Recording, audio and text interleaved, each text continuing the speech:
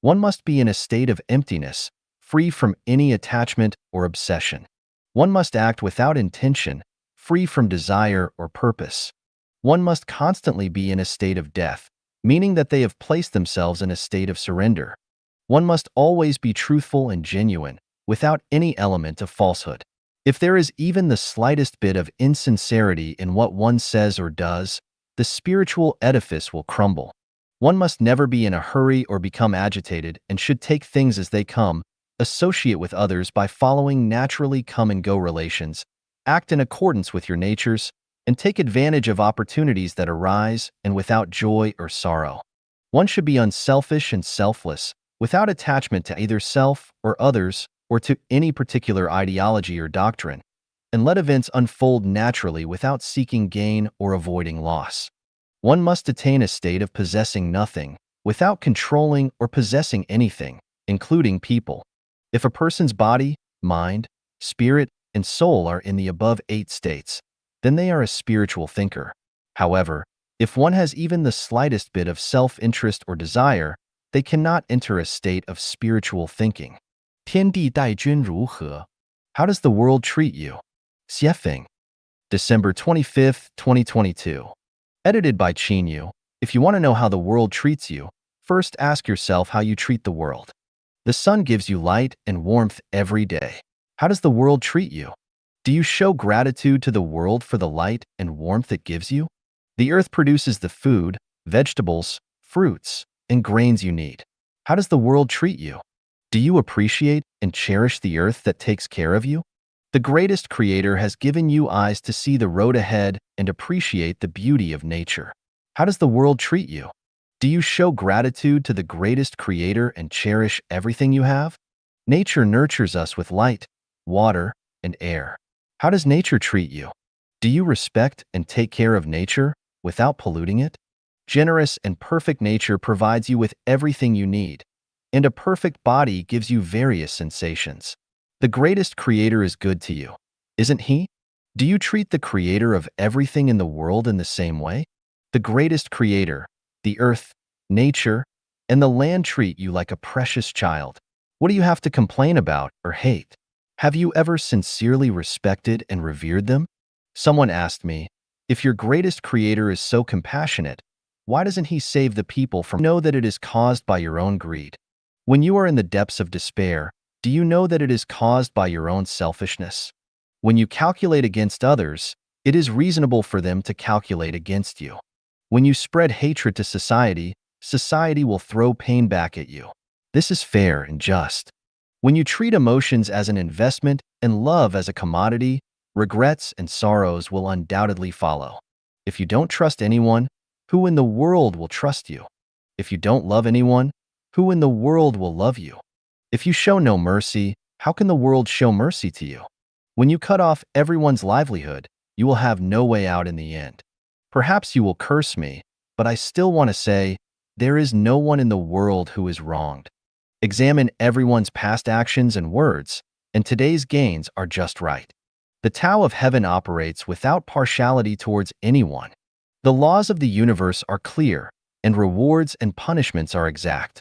I have a 6-word mantra that can help you cross the sea of suffering and seek the holy realm. Why don't you give it a try? Repentance, gratitude, contentment. When translated into Chinese, it is 6 Chinese characters. 忘记感恩必陷迷途. Forgetting gratitude will lead to being lost. By Xiefeng. June 6, 2023. Edited by Qin Yu. A grateful heart keeps the mind clear and the future bright. Gratitude attracts blessings, and a grateful heart reduces obstacles along the way. Once gratitude is forgotten, one may lose one's path, and life's journey becomes chaotic and filled with continuous setbacks and hardships. When the warm sun shines upon us and the sky is clear and blue, when we witness the beauty of mountains and rivers, and hear the chirping of birds and the croaking of frogs and geese flying across the blue sky, does a sense of gratitude arise spontaneously? Without gratitude towards the Creator, we cannot fully appreciate the pure cleansing of the soul that comes with a grateful heart. We will also find it difficult to experience the extreme joy and satisfaction that gratitude brings. Regardless of whether one's family is wealthy or poor, Parents always do their best to care for their children. As children, have we expressed gratitude to our parents? Looking back at our infancy, childhood, and youth, during which period did we not receive our parents' love and care? How can we forget the kindness of our parents? Regardless of their knowledge, for outlooks, economic, or social status, our parents have shown us kindness, and we must not forget it. Once we forget, we have failed as human beings. If your parents go against your wishes once, and you completely forget the countless times they have cared for you, it signifies a loss of gratitude. Once the sense of gratitude is lost, the flow of blessings is cut off, and thereafter, life will not be smooth. Over the 60-plus years of my interactions with people, I have discovered that many conflicts and sources of distress and pain between individuals are related to a lack of gratitude. For example, if Zhang San has helped Li Si selflessly many times, but one time Zhang San refuses Li Si's request for help, Li Si changes his attitude, becomes angry, and even engages in arguments and offensive speech. I think to myself, Li Si, oh Li Si, you are truly an ungrateful person. Zhang San has been so good to you. Yet you are so petty and even repay kindness with enmity. You truly do not know how to appreciate. Repaying a drop of water with a gushing spring is beyond my capacity. However, I can achieve something else.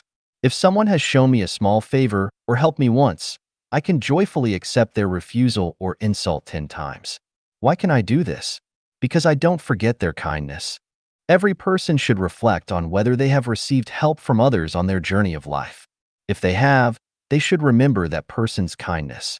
If we only remember the kindness we have received, then in future interactions with that person, we will know how to treat them. No matter how they treat us, we only need to remember the good they once did for us. What are the consequences of forgetting gratitude? If we have benefited from someone and instead of showing gratitude, we not only forget their kindness but also harm them, will they be willing to help us on our future journey of life? Will people around us be willing to lend a helping hand when we face difficulties and adversity? Forgetting gratitude will lead us to become increasingly lonely, unwelcome, and isolated. Our path will become narrower.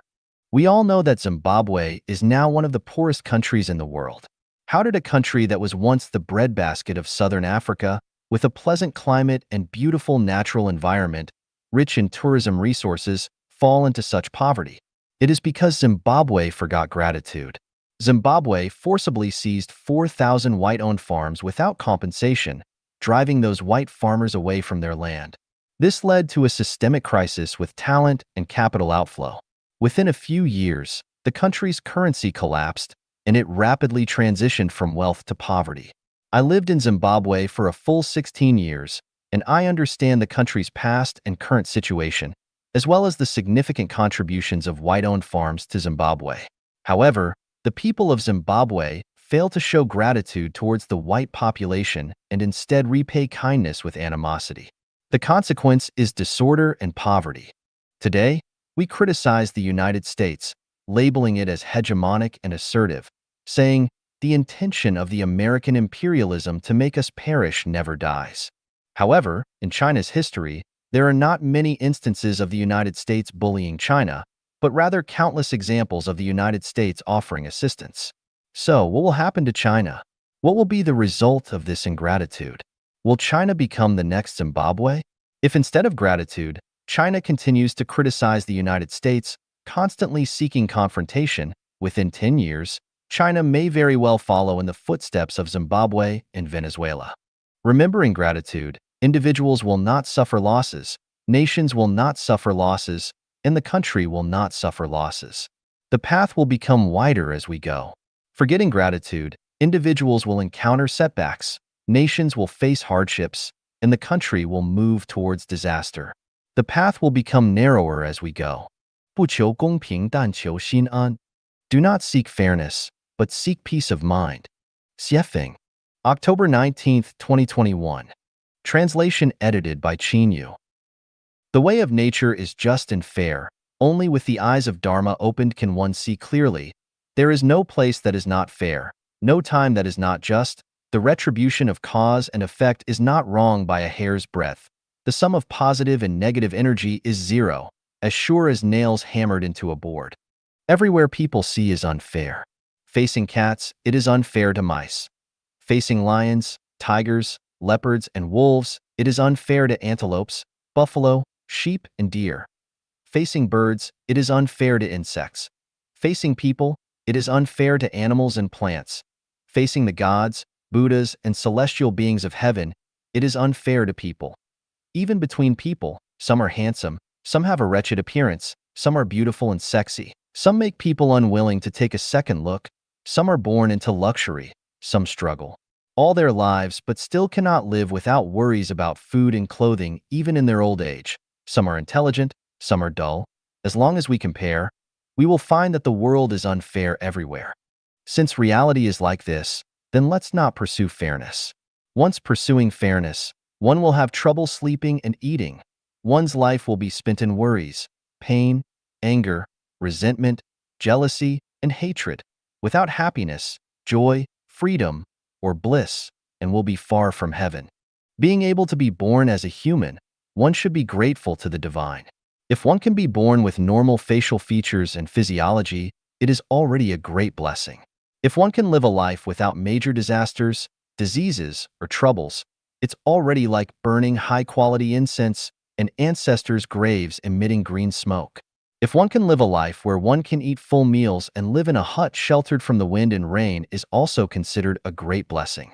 If one can have no worries about food and clothing and can sit down with 3 or 5 close friends and relatives to chat over drinks and discuss the sun, moon, stars, seasons, and the changing times, it's comparable to the life of a little deity. Life is like this. What else is there to seek? Why suffer from joy and sorrow? Why pursue fairness? Comparing oneself with others will only lead to frustration.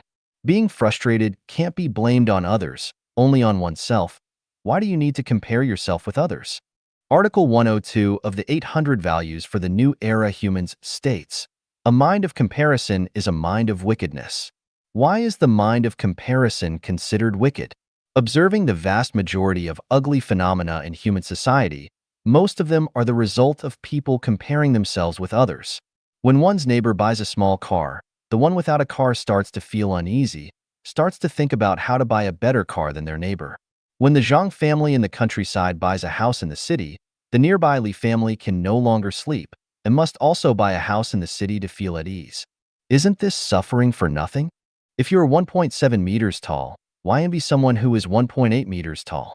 If your family is healthy and safe, why envy someone who has a bustling scene in front of their house? If you have an acre of land to cultivate, why envy someone who has thousands of acres of fertile land? If you have 3 or 5 close friends to drink and talk about mulberry and hemp with, why envy others' high-sounding speeches on the public stage? Contentment brings no disgrace, moderation brings no peril, and one can endure for a long time. There is no greater sin than desire, and no greater calamity than discontent. Discontentment arises from comparison. If people do not compare with each other, the world will be prosperous. Feeling unfairness is the result of comparison. Pursuing fairness is folly. If someone else has youthful pimps and you don't, do you feel disadvantaged? If your neighbor's doorstep is piled with garbage, do you feel it's only fair to pile garbage at your own doorstep? If someone else's house is washed away by floods, do you feel it's fair to knock down your own house? If someone else has a lump on their heart and undergoes surgery, do you feel it's fair for you to undergo surgery too? If someone else embezzles 100 million yuan and is sent to prison, do you feel it's fair for you to live in prison too? Where can you find fairness? For 20 years, I lived in a villa with a lush green lawn, a large swimming pool, and flourishing flowers and trees, but you couldn't live there. Do you feel it's unfair? If you feel it's unfair, it's because you haven't seen how I struggled and lived over the past decades. While you leisurely enjoy TV programs, I am studying hard under the lamp. You lived leisurely. I studied hard. This is unfair to me, isn't it? One day, when I was enjoying creating beautiful sceneries on the Balikia Island of the Celestial Islands continent, you were envying and resenting me in the human world, thinking it was unfair, but you never knew what I had sacrificed for it. In fact, behind any unfair phenomenon we see, there is a reason for the unfairness that a person does not know. It's true that, for 10 years, no one asked about the hardships of studying, but once you're recognized, everyone knows. There is a cause and effect relationship between being recognized and the hardships of studying for 10 years. Understanding this truth, one will no longer pursue superficial fairness, but will instead put effort into places where no one knows. In fact, speaking from the way of nature, there is no need to put effort into places where no one knows. As a human, one only needs to have peace of mind. The so-called peace of mind means not to harm others, not to harm nature. To respect the greatest creator, to respect life, to respect nature. To follow the way of nature is to be extremely auspicious, to be justified in peace of mind, and to be able to walk towards heaven. The more precious, the simpler and cheaper. Xiefeng, November 25, 2021. Translation edited by Qin Yu. For life, the simpler, cheaper, and easier to obtain, the more valuable it is. Sunshine, air, soil, and water are the most precious to life. Easy to obtain, simple, and cheap. Airplanes, cars, computers, and mobile phones may not be necessary, but sunshine, air, soil, and water are indispensable. The more valueless things are to life, the more complex, expensive, and difficult to obtain, such as diamonds, luxury watches, heroin, and antiques. Observing the relationship between nature and life, we will eventually discover that what the greatest creator gives to life is the most precious. The more beneficial it is to life, the simpler, cheaper, and easier to obtain. And what the devil gives to life is to consume life. The more useless it is to life, the more complex, expensive, and difficult to obtain. From this, we can understand some simple truths.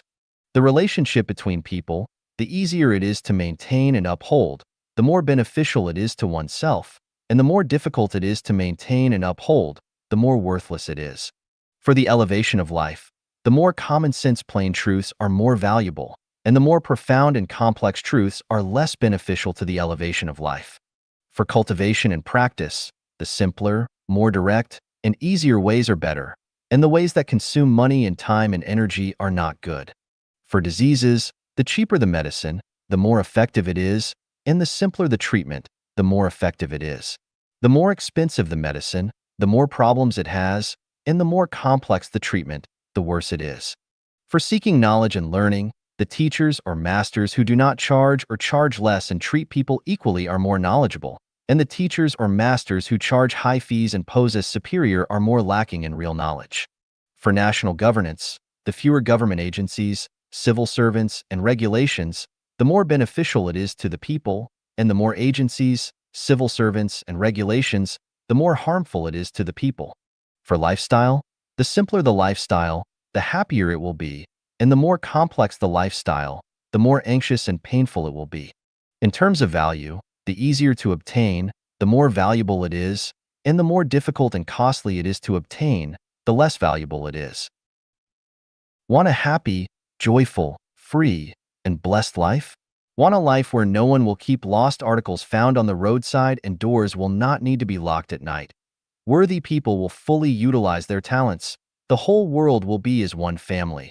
Everyone live and work in peace and contentment. Want to elevate your life to heaven and break free from reincarnation? Then let everything be simplified instead of complicated. Value inexpensive things instead of pursuing expensive things, and find the easiest and most comfortable way instead of searching hard for difficult and mysterious ways, because the more precious, the simpler and cheaper. Xingfu Tanyan. Exploring the Source of Happiness. Xiefeng, December 16, 2021. Translation edited by Qin Yu. Everyone longs to live a happy life, desiring happiness in life. So, how exactly can one attain happiness? Happiness requires the following 8 conditions. Having the ability to contribute and serve others without expecting anything in return. Living without pressure, free from ridicule, belittlement, insult, or attack from others. Seeing labor and creation as the primary elements of life and enjoying working and creating. Having someone who cares and loves oneself. Having someone you deeply cherish in your heart, and having an admired figure. Having faith in the greatest creator, also known as the ancestor of Buddha, so that even under the most difficult circumstances in life, one can still hold on to hope and feel happiness. Otherwise, Once struck by adversity, happiness will vanish without a trace. Possessing abundant soul and spiritual wealth and loving nature, regardless of one's situation, never comparing oneself to others, never envying others, and never resenting others. Having a heart of gratitude, contentment, non-greed, and having never harmed any life or nature. Regardless of who it is, once they possess the above 8 conditions, they will surely experience deep content and happiness.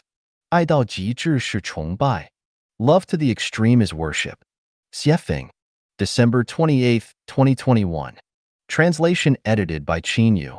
Worship is the ultimate expression of emotion. When a person loves something or someone to an unparalleled extent, worship emerges. When worship occupies someone's mind, they become irrational. They become fervent, their spirit entering a realm akin to obsession, intoxication, dreams, or illusions. Verbal expression of such emotions seems inadequate.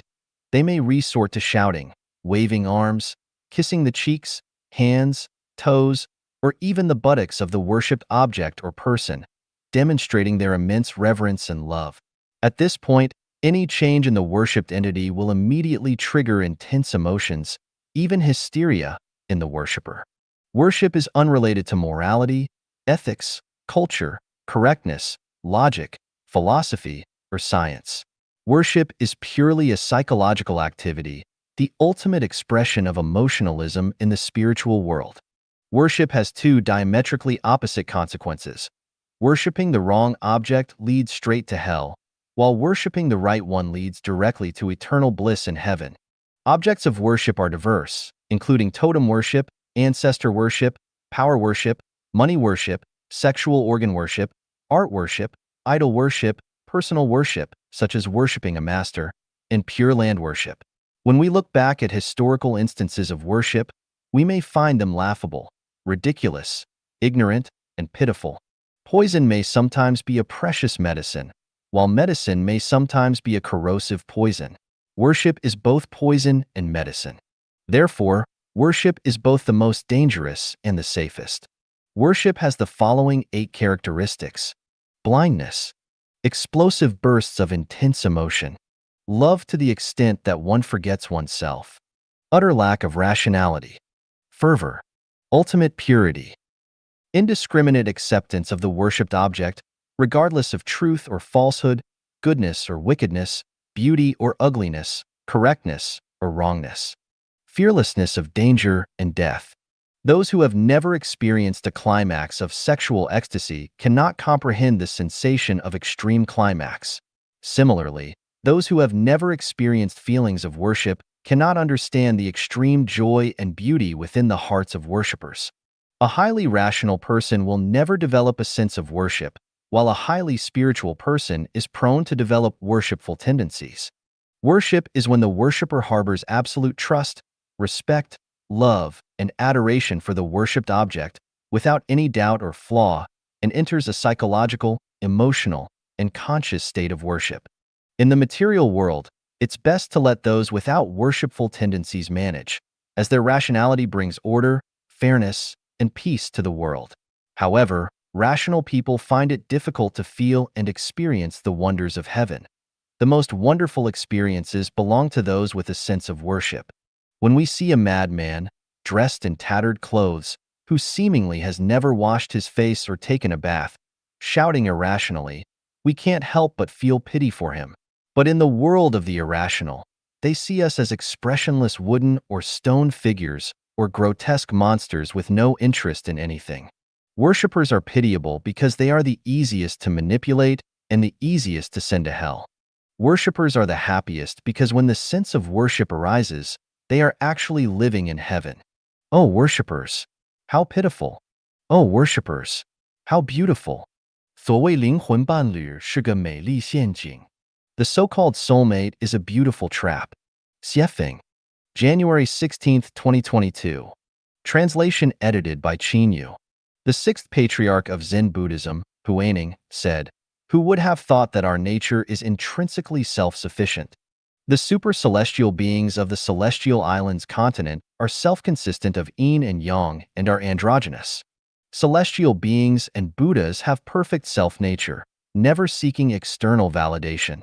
Many modern people are seeking soulmates, which shows that they are seeking externally, being led by their own desires, essentially being misled by outward forms.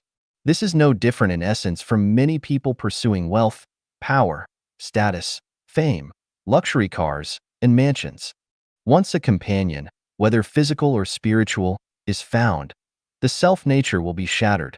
The purity, clarity, beauty, and innocence of the self-nature will be contaminated and lost. If a life does not possess independent consciousness and insists on finding another half to complete itself, then the soul of this life is a wandering soul, like a lost spirit in the wilderness, shouting aimlessly. When two such wandering souls intertwine, there may be calmness, but a greater danger is lurking, as it is difficult to form a complete and independent consciousness, and life must consist of individual, independent souls to ascend to the heavenly realm. Souls intertwined together will not be accepted by the heavenly program. In essence, those who are seeking soulmates are looking for spiritual and emotional relief due to feelings of loneliness and isolation. In marital relationships, the partner who is in discord, as well as those who are single after divorce, seek soulmates as they grapple with loneliness and a sense of spiritual emptiness. However, the concept of a soulmate is just a beguiling illusion, luring people into a ceaseless search. Ultimately, the quest for finding a soulmate is nothing more than self-intoxication, self-absorption, and indulgence in a form of spiritual escapism. Do Buddhas have soulmates? Certainly not, for those with companions are certainly not Buddhas. Do celestial beings have soulmates?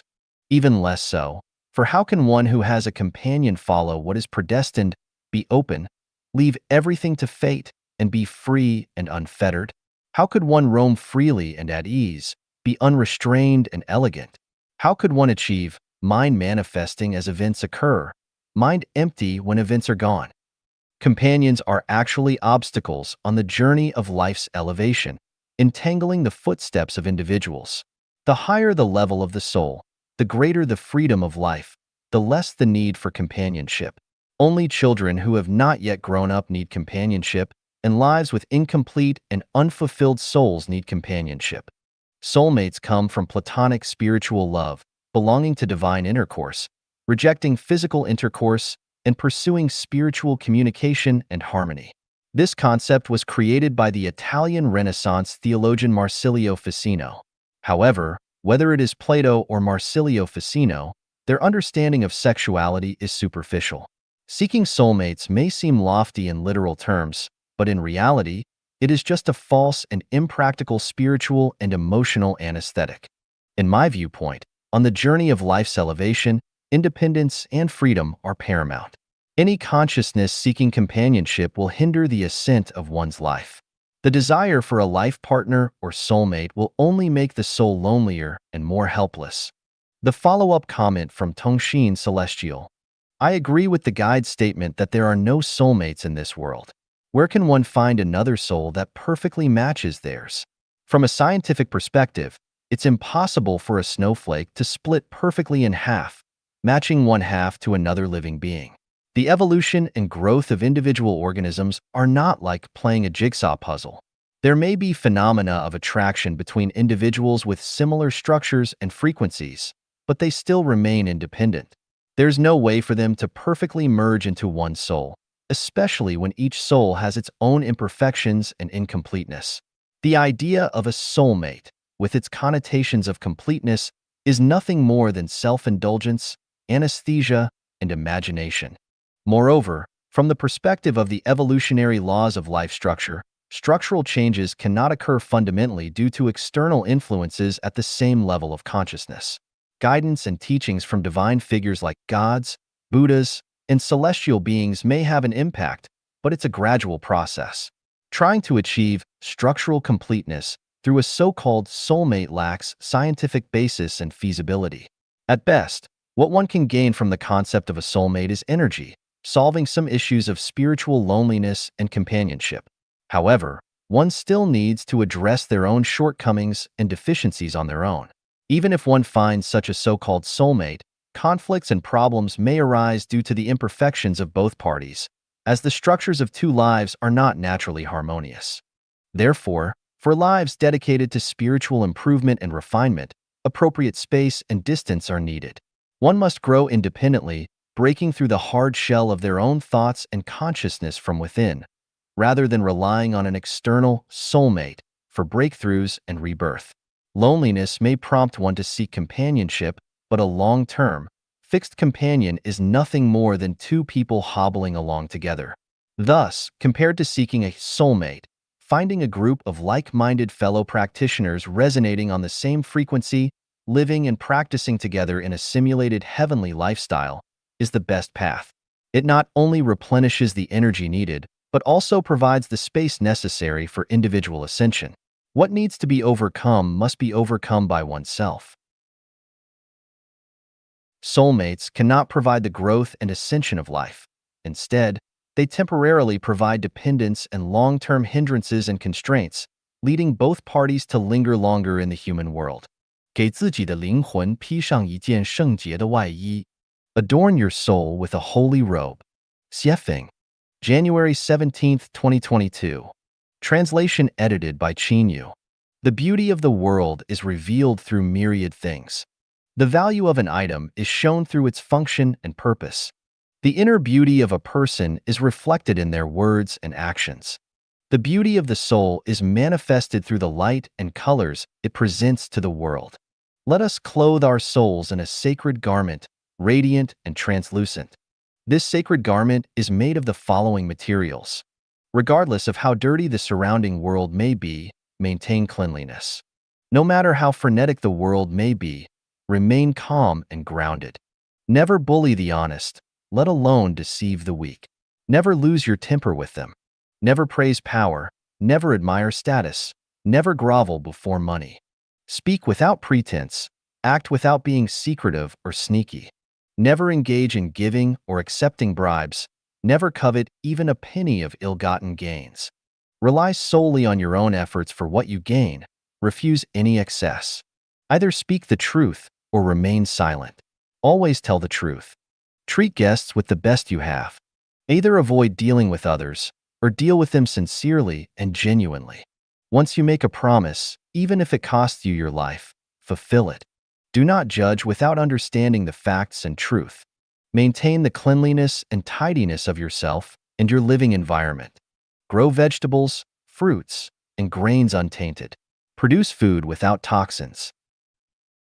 Do not let your soul be tainted by impurities for the sake of survival. Maintain the nobility, sanctity, purity, and elegance of your soul. Even if no one appreciates your pure soul, do not descend to the level of falsehood, evil, and ugliness. Even if evil forces push you to a dead end, do not bow down to them in submission. When light pierces through darkness and illuminates the earth, all will be revealed in their true forms. At that time, render unto Caesar the things that are Caesar's, and unto God the things that are God's. At that time, cattle will return to the pen, pigs to the sty, celestials to the celestial world, Buddhas to their pure land. 看看完美心灵花园有多重要. See how important it is to perfect one's soul garden. Xiefeng. August 28, 2022. Translation edited by Qinyu. The height of a building is related to its foundation. If you want to build a skyscraper, the foundation of the building must be solid and stable. If the foundation is quicksand, not to mention building a skyscraper, even a small cottage will collapse at any time. A person's soul garden is the foundation of the life that person achieves. A perfect soul garden can lead to becoming a celestial being or Buddha, while an ugly soul garden can lead to becoming a ghost or a demon. Whether a country is civilized depends on whether the soul gardens of its citizens are perfect or not. If their soul gardens are imperfect, then this country is by no means a civilized nation. To bring a country into the ranks of civilization, the first thing to do is to perfect and refine the soul garden of its citizens. What are the consequences of an imperfect soul garden? If someone is an official, they will deceive their superiors and delude their subordinates, corrupt and bribe, oppress and extort the people. If someone is a businessman, they will cheat and deceive for profit. If someone is a civil servant, they will fawn over their superiors and make things difficult for honest people. If someone is a president, they will oppress dissenters and treat the people as if they were nothing in order to consolidate their power. If they are an entrepreneur, they might produce substandard products and exploit their workers. If someone is a doctor, they will overtreat minor illnesses to empty the patient's wallet. If someone is a police officer, they will bully kind-hearted people with their power. If someone is a farmer, they will produce toxic agricultural products. If someone is a merchant, they will produce toxic food, drinks, and medicines. If someone with power has an imperfect soul garden, they will do anything within their power. They will invert right and wrong. They will create numerous wrongful convictions. They will make the people afraid to speak the truth, and they will make the people live in fear and panic without peace. People with an imperfect soul garden will constantly create troubles and sorrows. They will bring anxiety and sorrow at any time. They will create contradictions and conflicts at any time, and they will bring disappointment and despair at any time. The crisis of humanity is never brought about by nature, but by the imperfect souls of people. Therefore, the crisis of the soul is the greatest crisis of humanity. If a person does not cultivate their own soul garden, they should never expect to live a happy life, let alone dream of reaching the other shore, heaven.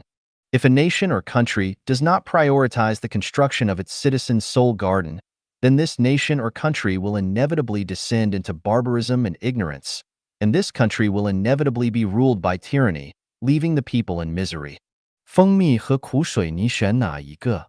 Honey and bitterness. Which one do you choose? Xiefeng. November 16, 2022.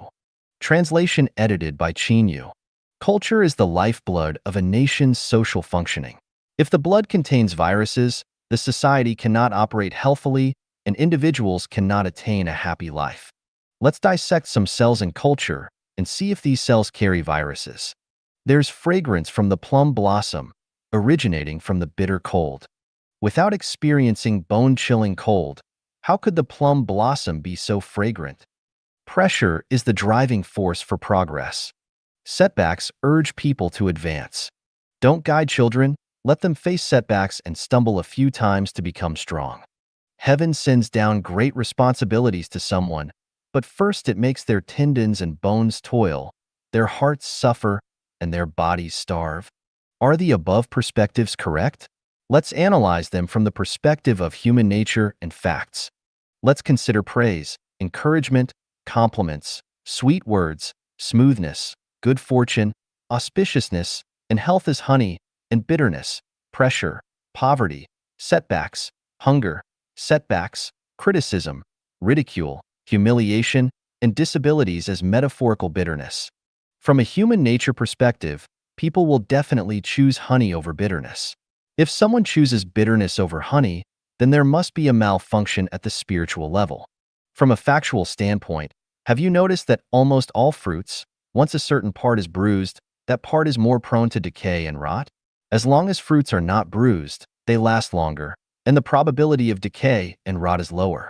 Bruising indicates that the fruit has been struck and faced setbacks. This proves that setbacks and blows are not good things. If this is how fruits react, then how about humans? How will people be affected by external setbacks and pressures? It is said that someone conducted an experiment by separating two plants of almost the same size and growth condition. One of them was treated with phrases like, "You are very beautiful. You are so beautiful. I love you. I really like you." While the other one was treated with phrases like, "You are very ugly. How could you look so disgusting? You are about to die." After a period of time, the plant that was frequently praised and encouraged grew lusher, while the one constantly subjected to defamation, cursing, and criticism gradually withered and lost vitality. If this is how plants react, then how about humans? Will people who are frequently praised and encouraged become healthier and more beautiful in spirit? Or will people who are constantly insulted and slandered become mentally healthy? Everyone has attended primary school. Have you noticed that some desks are full of scars? The reason is that some students hit it the day before, some students carve it with a knife, and some students knock it over. Over time, this desk becomes battered, shaky, with pockmarks on the surface. If a person frequently experiences hits, carvings, and shaking, will they become more perfect, or will they become scarred?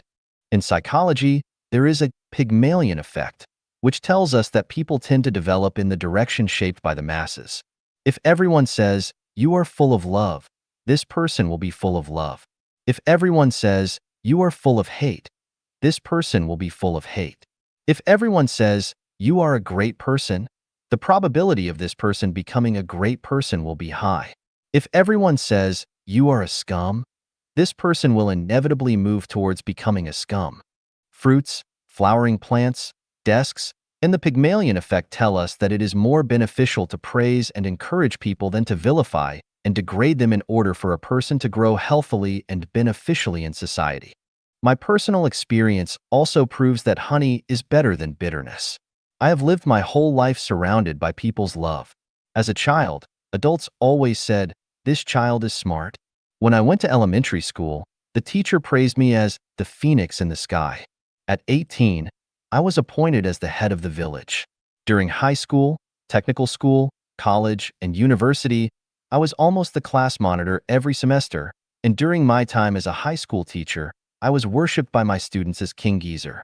Especially during my more than 10 years as a guide in Life Echanuan, I was praised by the members every day. My entire life has been spent growing up in a honey jar. I ask you, have I become bad? In fact, the reason why I created Life Echanuan and the second home, besides the laws of nature, is an undeniable factor of being loved by people.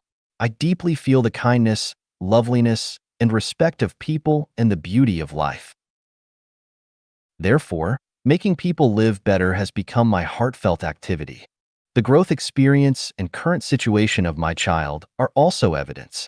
From a young age, I mainly praised and encouraged him, rarely giving him pressure or disparagement. What are the results? The result is a sound mind, ability, and capacity. He is good at handling relationships between people, and wherever he goes, he finds good teachers and helpful friends.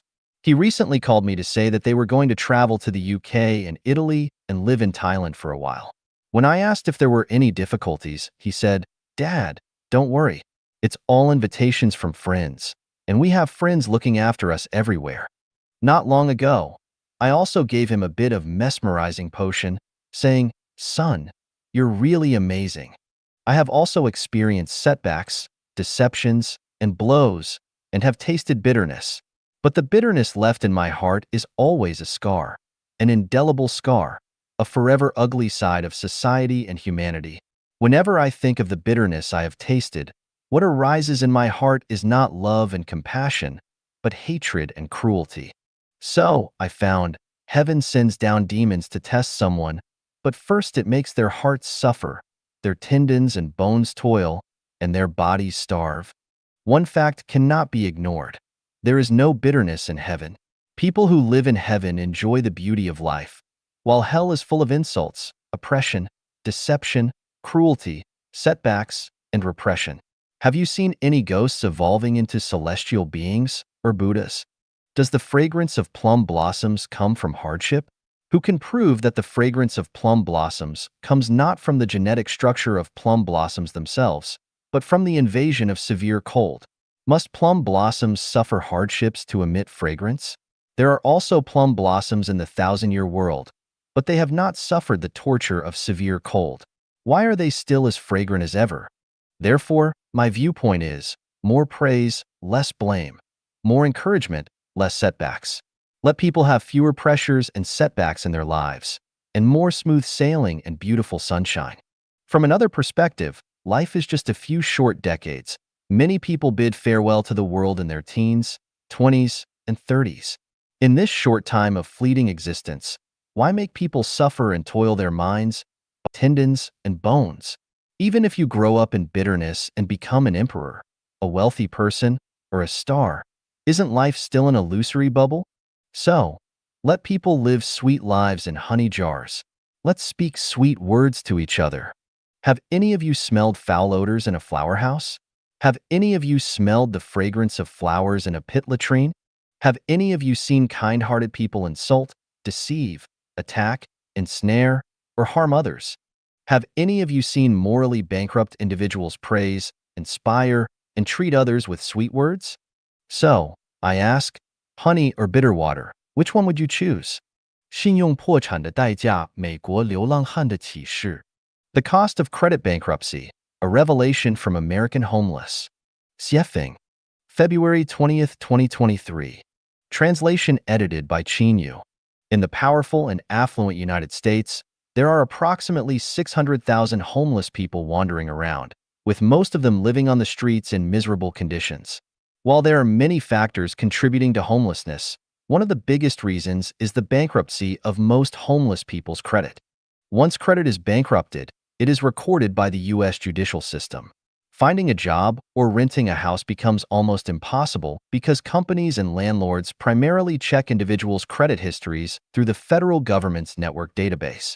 If there are credit issues, new companies will not hire and new landlords will not rent to those with credit bankruptcy, leaving most people with no choice but to wander the streets. In a rule of law country, once credit is bankrupt, the consequences are dire. People may not realize that the management of the universe also follows the rule of law. This rule of law is Tao, which, similar to the U.S. judicial system, meticulously records everyone's integrity. This mechanism is known as divine punishments, though slow, are always sure, with big meshes, yet letting nothing slip through. Why does the Life Genuine Guide repeatedly emphasize to its members the importance of honesty? Why stress the need for everyone to speak the truth and keep promises? Why emphasize better to lose one's life than to break one's word? Because integrity is the fundamental of being human. Without fundamental, proper way will not appear, and without proper way, life cannot endure. More importantly, without integrity, one can never expect to reach heaven through cultivation, as heaven never accepts those who lack integrity. People need to understand that in some places and at certain times, those who break their promises can still obtain material wealth and respect from others. People can cleverly evade the punishment they deserve for not keeping their promises. But let me tell you, when you feel pleased with yourself for deceiving the public, for deceiving those involved, you have already fallen into the devil's web. You belong to the devil's clan, and the animal world and hell are your future destinations. If a government's credit is bankrupted, the people will no longer trust the government, and other governments will not engage in substantial exchanges with the bankrupt government, leading the country into chaos. If a company's credit is bankrupted, the company will inevitably go bankrupt, without a doubt. If an individual's credit is bankrupted, their future path will be extremely difficult, with virtually no bright prospects. So, everyone, you must honor your commitments and be extremely careful not to let your credibility become bankrupt. What if you break your promise? Heaven will not forsake a person who sincerely repents, who is willing to undergo self-reflection, and who earnestly seeks to rebuild their integrity. If you break your promise, you must willingly accept the consequences without blaming the divine, others, or anyone else. Receiving punishment is certainly a good thing. If you are not punished, it is a bad thing, as punishment indicates there is still hope. If there is no punishment, it signifies there is no hope left. People, you must remember, only those who uphold their promises have the hope of reaching heaven. Those who do not honor their promises and do not repent have no chance of heaven. What is credit? In simple terms, it means keeping your word, as in promises must be kept, actions must yield results. In a more complex sense, it means adhering to contracts and fulfilling agreements. At a higher level, it means conducting oneself according to the principle that the sum of positive and negative energies must be zero. Once promises are not kept, contracts are not honored, and the principle of the sum of positive and negative energies being zero is violated. It constitutes a breach of trust. It is a case of credibility bankruptcy. 我们所有的付出和奉献都是为自己积累功德. All our efforts and dedications serve to accumulate merit for ourselves. Xiefeng. December 3rd, 2023. Truth must be fair. If it's not fair, it cannot be called truth. The pursuit of truth is the pursuit of justice. So, what is justice? Justice means that when a person gives and dedicates, they receive rewards. When a person commits wrongdoings, they must endure meticulous punishment. More precisely, The amount a person gives and dedicates should equal the compensation they receive. No more, no less. The amount a person reaps should match the effort they put in, without bias. Is there any evidence to prove the fairness of truth? There are three fact-based theories. One is the rule that the sum of positive and negative energy in the universe is zero. Another is the principle of conservation of energy. And the last is the law of cause and effect. You reap what you sow. The principles and laws of the universe ensure the balance of gain and loss and the mechanism of retribution and reward. Truth upholds fairness without delving into the morality or ethics of truthfulness, falsehood, good and evil, beauty and ugliness. Truth is like a mirror, accurately reflecting everything. It shows us our current state. Whatever we are, the mirror projects our reality. If we are a horse, the mirror reflects a horse. If we are a wolf, undoubtedly, the mirror shows a wolf. Our current state is a reflection of our consciousness. If we all love peace, we will live in a peaceful and prosperous world. If we all love conflict, we will be in a world of endless strife and war. If we love nature, nature will be harmonious and bountiful. If we harm nature, nature will retaliate with hurricanes, hail, droughts, and floods. In the universe, no soul is wronged. Everything is a consequence of one's own actions, a web of one's own making. The reason we cannot see the ins and outs of karmic retribution is that we are mere mortals without Dharma eye or Buddha eye to see the karma of past, present, and future lives, let alone the karma of multiple lives and the afterlife. Hence our thinking is shackled by the phenomena of reality and blind to the truth. I cannot delve into the analysis of the factors behind the grand events in human history, especially the rise and fall of dynasties and the reasons behind the phenomenon of millions being killed during the transitions. I can only analyze and infer from the consciousness and current state of the people I have known throughout my life. Sometimes, I lie in bed and comb through each person, from childhood playmates to schoolmates in elementary and middle school, from colleagues in factories, schools, and offices after starting work, to friends made in business, from friends made in the secular world to the Chanyuan celestials of the second home of Life Changyuan.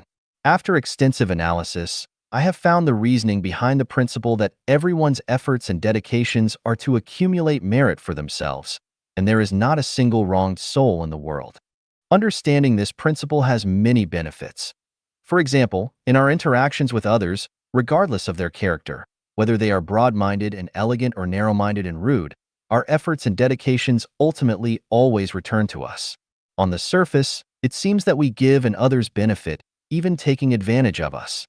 In reality, we accumulate merit, and others dissipate their own blessings. The more blessings the recipient loses, the more merit the giver gains.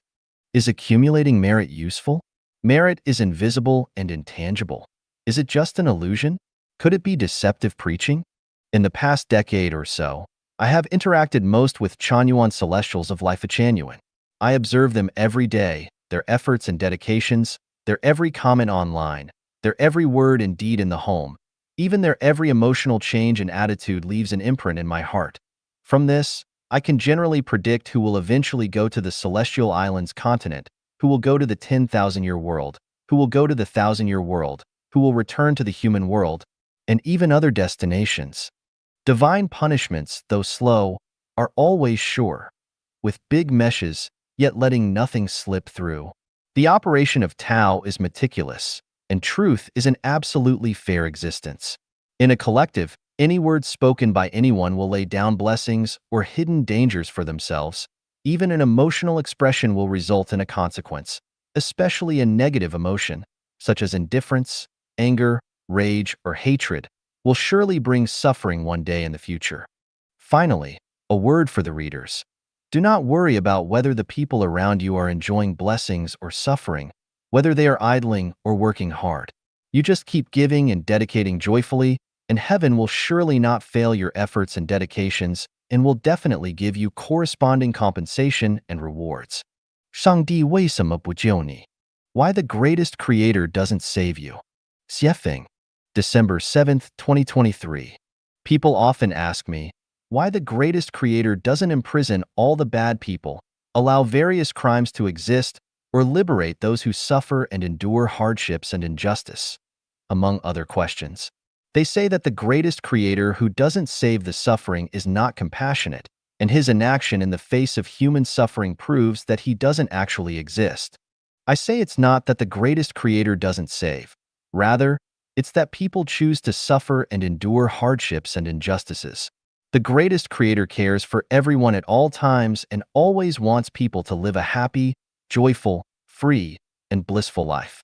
But how many are willing to be saved? The sun rises every day, unwaveringly bestowing light and warmth upon everyone. Isn't that fair? Isn't that compassionate? But if you always avoid the sun and prefer to stay in the dark, that's not the sun's fault. It's your own choice. If you've chosen darkness, then enjoy the darkness. How can you blame the greatest creator for not giving you light and warmth? The greatest creator's messenger says, "Do not marry," but you don't listen and insist on getting married. Then you should bear the troubles, pains, and anxieties that come with preparing dowries, cars, and houses for marriage. You want children, and you toil for their growth, education, work, and marriage. When you're old and find that your children are also struggling and can't take care of you, you must endure the helplessness and loneliness of old age. All of this is your own choice, your own will. The suffering you endure is all self-sought. How can you blame the greatest creator for not saving you? The greatest creator's messenger says, "Do not envy others, do not compare yourself with others, do not try to be superior to others." Do you listen? When others buy cars and houses, become white-collar workers, or start companies and make money, you become envious, and you feel unbalanced and pained inside. Moreover, you study and work day and night, spend money on success courses, always thinking about turning the tables, wanting to rise above, wanting to be superior to others, wanting to live better than others. As a result, you become tired, bankrupt, and your life becomes a mess. Isn't this all your own choice and creation? How can you blame the greatest creator for not saving you? The greatest creator's messenger says, "Do not live for money, but your mind is full of money, and every day you scheme about how to make money. For this, you gamble, speculate in stocks, participate in high-return financial activities, engage in real estate transactions, give and take bribes, borrow money to start businesses, try to get rich overnight, try to become a capital tycoon, try to become a wealthy person envied by others. For this, you rack your brains, even break the law and commit crimes, and ultimately find yourself living tiredly, gaining superficial glory of vanity, while being extremely exhausted spiritually and tormented in your soul. Isn't all this your choice and pursuit? You have no money and live a hard life. People around you laugh at you. Even your own parents, children, and friends despise you. You can't find a job after graduating from college. You work hard for a factory but end up unemployed. You carry the burden of car loans and mortgages. The internet is full of teachings on how to become rich and financially free, filled with teachings and temptations that are convincing and alluring, such as eating high-level bitterness instead of low-level bitterness, planning life with the mindset of the rich, and so on. There are also videos of young heirs to billions or company presidents that tempt you. You fantasize about becoming a powerful president or having the power to turn stones into gold. Fantasize about becoming a star, but the next day you still have to compete with others for a low-paying job, even running around all day with nothing to show for it, dragging your tired body back to your rented house to eat instant noodles. Isn't this all your own doing? The greatest creator's messenger told you 20 years ago that this path leads nowhere. Please choose another path, the one that leads to heaven. Did you listen? If not, how can you blame the greatest creator for not saving you? If you truly hope for the greatest creator to save you from the sea of suffering, then achieve selflessness and desirelessness. Eliminate ego and personal views. But can you do it? If not, how can the greatest creator save you? If you're asked to board a ship, you don't. If you're asked to board a plane, you don't either. Then when the flood comes and you drown, who is to blame? The greatest creator's messenger tells you, do not bully those weaker than yourself, do not bully foreigners. Can you do it? If not, you always bully those weaker than yourself. Then it's only fair that those stronger than you bully you. It's a natural consequence. You bully foreigners, unwilling to live in harmony with them. Then being bullied by foreigners is fair. There's a warning that makes sense. Heaven has a path you do not take. Hell has no gate. yet you insist on breaking through. The greatest creator's messenger clearly pointed out the grand avenue to happiness, freedom, and beauty, but you don't take it, preferring to walk the path to hell, full of troubles, pain, anxiety, and fear. It's not that the greatest creator doesn't save you, but that you seek your own suffering, invite your own punishment, and bring trouble upon yourself. Where to find happiness and bliss? Xiefeng. December 9th, 2023. Why do people spend their lives toiling and racking their brains? Undoubtedly, whether it's studying, working, marrying, establishing a family, starting a company, running a business, making money, or holding office, the struggle is driven by one goal: to live happily, joyfully, freely, and blissfully. No one becomes a wealthy person, a star, a high-ranking official, or an academic authority to live in annoyance, pain, fear, or sorrow. Claims that one lives for the strength and glory of their family, nation, state, party, or religion are certainly nonsense. If it's not to make oneself and others live happily and freely, or if your heroic sacrifice and inspiring struggle result in a life that is neither human nor ghostly, then all your efforts are not only a personal tragedy but also a disaster for society and nature. Therefore, exploring the source of happiness and bliss is the primary task to keep a clear mind. Without understanding the way to happiness and bliss, even if you lived in heaven, you would not be happy or blissful. What are happiness and bliss? Happiness is the outward manifestation of inner satisfaction, contentment, pleasure, and comfort expressed through emotions, language, behavior, and posture. Bliss is the sense of fulfillment achieved spiritually and mentally by being free from annoyance, pain, sorrow, and fear. Happiness is a state that others can feel, while bliss is internal, known only to oneself and not to others. Happiness is dynamic. Bliss is static. What factors are related to happiness and bliss? We must first ask, were people 1,000 years ago living happier and more blissful lives, or are people today? This question has no answer because, although people 1,000 years ago were not as materially rich and their lives were not as convenient as today's people, they did not have computers, mobile phones, cars, planes, electricity, or any electric devices.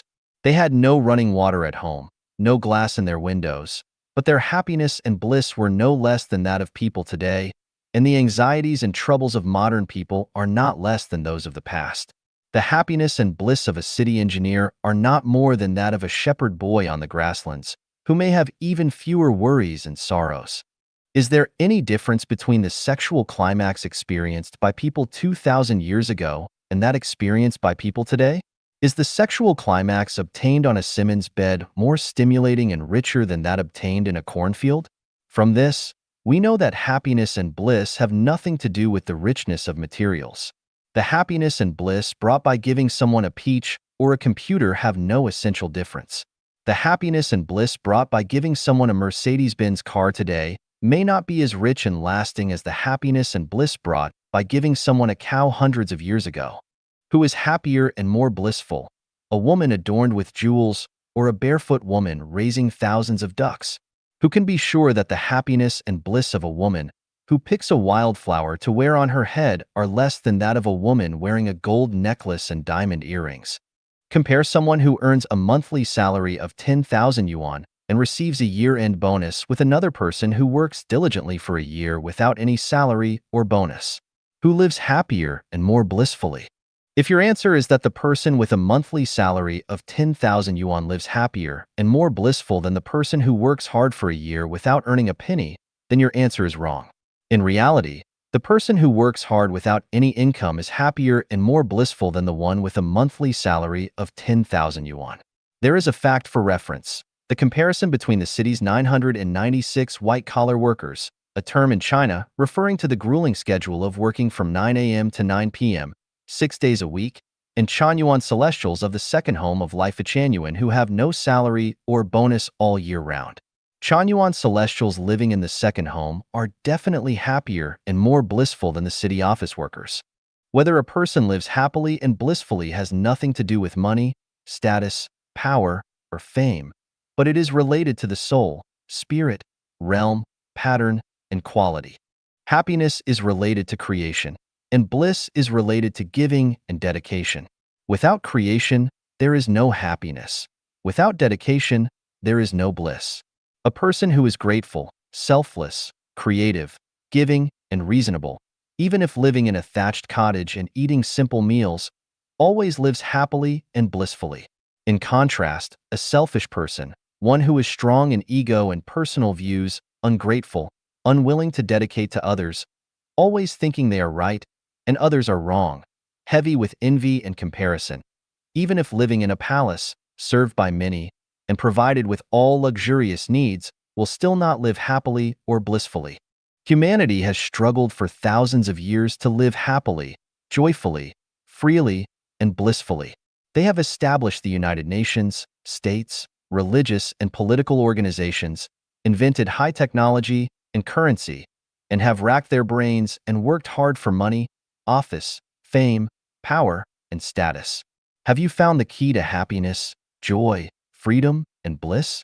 If you have found it, congratulations and blessings to you. If not, then go find it in the second home created by Life Genuine. 如何让自己长久的幸福? How to be lastingly happy. Xiefeng. December 22nd, 2023. As I lay in bed last night, the moment I nestled into my covers, a profound sense of happiness swept over me. The joy stemmed from something as simple as my bed and blanket, the bed soft and yielding, the blanket thick and warm. To lie on such a bed, under such a blanket, was pure bliss. But why did this simple comfort make me so happy? Perhaps it's because I remember a time in the early 80s when I took a train journey during the busy New Year period. The train was so packed that for more than 10 hours, there wasn't a single seat to be had, not even in the aisles, which were crammed with people. Some even resorted to lying under the seats. At around 4 a.m., weariness overwhelmed me, and I thought, if only I could have a bed to lie down and sleep in for life, that would be the utmost happiness. In Vanuatu, I stayed in a round, open-air room by the sea. The heat was so intense that a blanket was unthinkable, yet the mosquitoes were relentless, necessitating at least a sheet for protection. It was then I realized that sleeping under a blanket every night is a small slice of heaven. Once, in junior high, I needed to travel over 60 kilometers to the county town to pick up a parcel. There were no buses, and we couldn't afford a bicycle, so walking was the only option. I left home at the crack of dawn, and by noon, hunger and thirst had set in. The restaurants in the county town were out of the question. A bowl of noodles cost more than 1 yuan, far too expensive for my meager budget. When I was about 10 kilometers from home, so hungry and thirsty I could barely stand, I spotted a tomato on the road. I snatched it up, wiped it on my shirt, and devoured it. Oh, the taste! In that moment, I knew that being able to eat one's fill every day is a fundamental joy. Growing up poor meant that during the summer, I had only one shirt to wear. When it got dirty, I had to wait until Sunday to wash it, as there were no spare clothes. I dreamed of the day when I would have a set of clothes to change into. That would be a true luxury.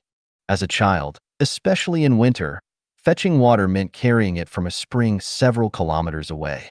The adults would start their day with this task.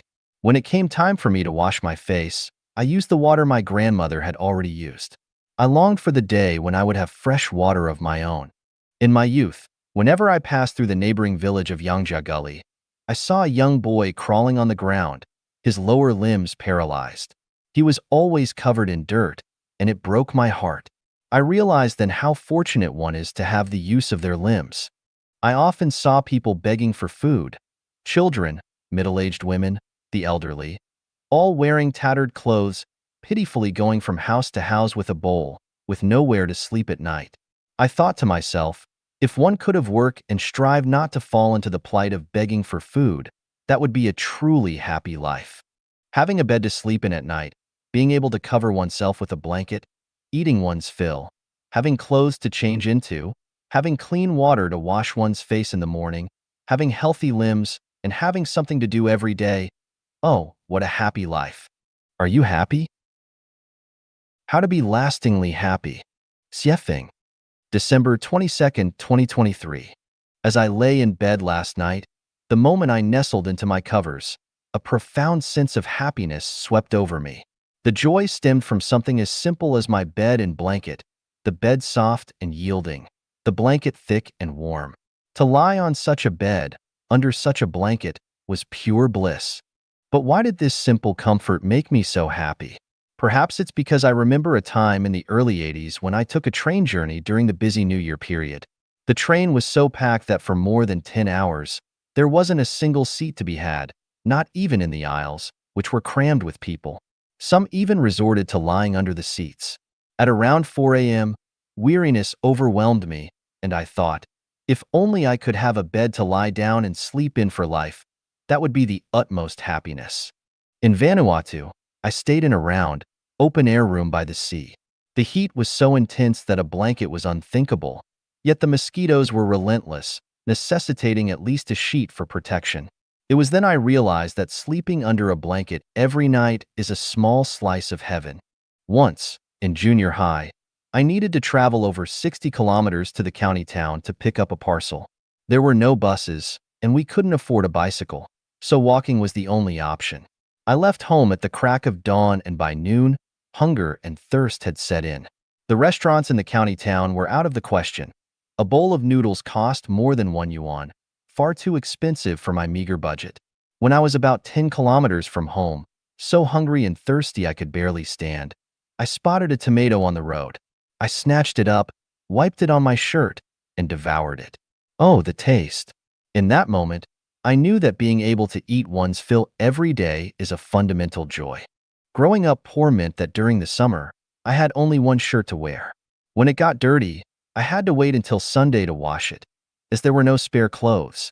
I dreamed of the day when I would have a set of clothes to change into. That would be a true luxury. As a child, especially in winter, fetching water meant carrying it from a spring several kilometers away. The adults would start their day with this task. When it came time for me to wash my face, I used the water my grandmother had already used. I longed for the day when I would have fresh water of my own. In my youth, whenever I passed through the neighboring village of Yangjia Gully, I saw a young boy crawling on the ground, his lower limbs paralyzed. He was always covered in dirt, and it broke my heart. I realized then how fortunate one is to have the use of their limbs. I often saw people begging for food, children, middle-aged women, the elderly, all wearing tattered clothes, pitifully going from house to house with a bowl, with nowhere to sleep at night. I thought to myself, if one could have worked and strive not to fall into the plight of begging for food, that would be a truly happy life.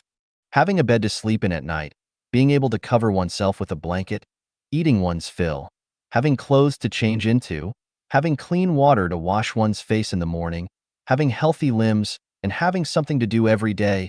Oh, what a happy life. Are you happy? Heaven is in the palm of our hands. Xiefeng. Heaven is not unattainable. It rests within our grasp. If we live in worry, pain, anxiety, sorrow, and fear, then we are living in hell. Conversely, a life filled with happiness, joy, freedom, bliss, and contentment is like living in heaven. Why choose to live in hell when heaven is an option? Some might argue, I don't wish to live in hell, but heaven seems far beyond reach. Let me guide you down the path to heaven. Give it a try and see if it holds true. If it doesn't, feel free to call me a charlatan. But if it does, then perhaps you'll find me to be a truthful soul. Chasing wealth, power, fame, profit, and desire will lead you towards hell. Yearning for possession, hoarding resources, and seeking control over others will also steer you in the same direction. If you aspire to glorify your ancestors, be envied as a superior being, climb the social ladder, or achieve immortality, you are on the path to hell. Constantly believing you are right and others are wrong, grumbling incessantly, and finding fault with everything around you is a one-way ticket to hell. If you perch on the moral high ground, preaching goodness while failing to practice it yourself, or worse, living a double life, you are bound for hell. In essence, selfishness and obstinacy are the hallmarks of a life lived in hell. So, how does one reside in heaven? The answer is simple. Embrace selflessness and let go of ego, and you will find yourself in heaven at every moment. Is there proof? Indeed, there is. Ask those who dwell in the second home established by Life Changyuan, known as the Chanyuan Celestials. Most will affirm they live in heaven, live in heaven now and after a lifetime. You will find your place in heaven, live in hell now, and you will descend into hell thereafter. This is called biological inheritance, also called life inheritance. See, isn't heaven right in the palm of our hands? Our future lies squarely in our own hands. Your wishes shape your life. Xiefeng, there's someone who always complains. He complains about others not caring for him, about their selfishness, and about the unfairness of society. His life is a mess, disorganized, and he wishes for a complete overhaul of society. He hopes that the frightening prophecies of seers from all times and places will come true soon. I asked him, "What kind of life do you actually want to live?" It turns out, he couldn't describe what kind of life he wanted, or give a clear picture of his future life scenario. Now, I ask you, the reader, what kind of life do you want to live? Can you clearly describe the detailed and specific life scenario you wish to live? I'm confident that 90% of people have never really thought about the kind of life they truly need. Even among those who have, their ideas are often impractical or full of contradictions. Have you noticed the increasing frequency and severity of natural disasters in recent years? Have you observed the escalating tensions of the Russia-Ukraine war, the Israel-Palestine conflict, the chaos in Haiti, and the intensifying civil unrest in Sudan? Have you recognized that a major country is on the brink of a severe economic depression? And have you seen the increasing number of prophets whose predictions are alarmingly accurate? I can tell you with certainty that all of this is the result of the collective wishes of the people. Why are some prophets' predictions so precise? That's because the collective wishes have not changed. Once the collective wishes change, everything will change, all prophets' predictions will fail, and all prophecies will go bankrupt. You must all be aware of the 4 lessons of Liao Fan. The life of Yuan Liao Fan was accurately predicted by a fortune teller, but later, after being guided by a wise man, Yuan learned the principle that one's destiny is created by oneself, and one's fortune is sought by oneself, and the fortune teller's predictions went bankrupt. Laozi spoke of an unveiled mystery. The Tao is very fair, and it will fulfill everyone's wishes. Whatever your wishes are, you will live the life you wish for, but the wishes must comply with the laws of nature. For example, our wishes cannot be like this. My wish is to plant a walnut tree, but I don't want it to bear walnuts. I want it to bear gold. Such a wish does not comply with the laws of nature. I ask, what are your wishes? What kind of life do you really want to live? I want to warn humanity that if our wishes do not change, then the laws of social development will not change, natural disasters will intensify, and human society will become more turbulent and unstable, and the prophet's predictions will come true. However, if our wishes change, if they change towards the Xiefeng-style communism, then natural disasters will gradually subside. Humanity will gradually move towards peace and auspiciousness, and everyone will live a heavenly life. All the predictions of historical and contemporary prophets will fail. Do not wait for gods or Buddhas to save you. Do not wait for some galactic alliance to save you. It is precisely us who save ourselves. Diagnose whether you have a spiritual illness. Xiefeng, March 31, 2024. It's normal for humans to experience physical, mental, and spiritual illnesses.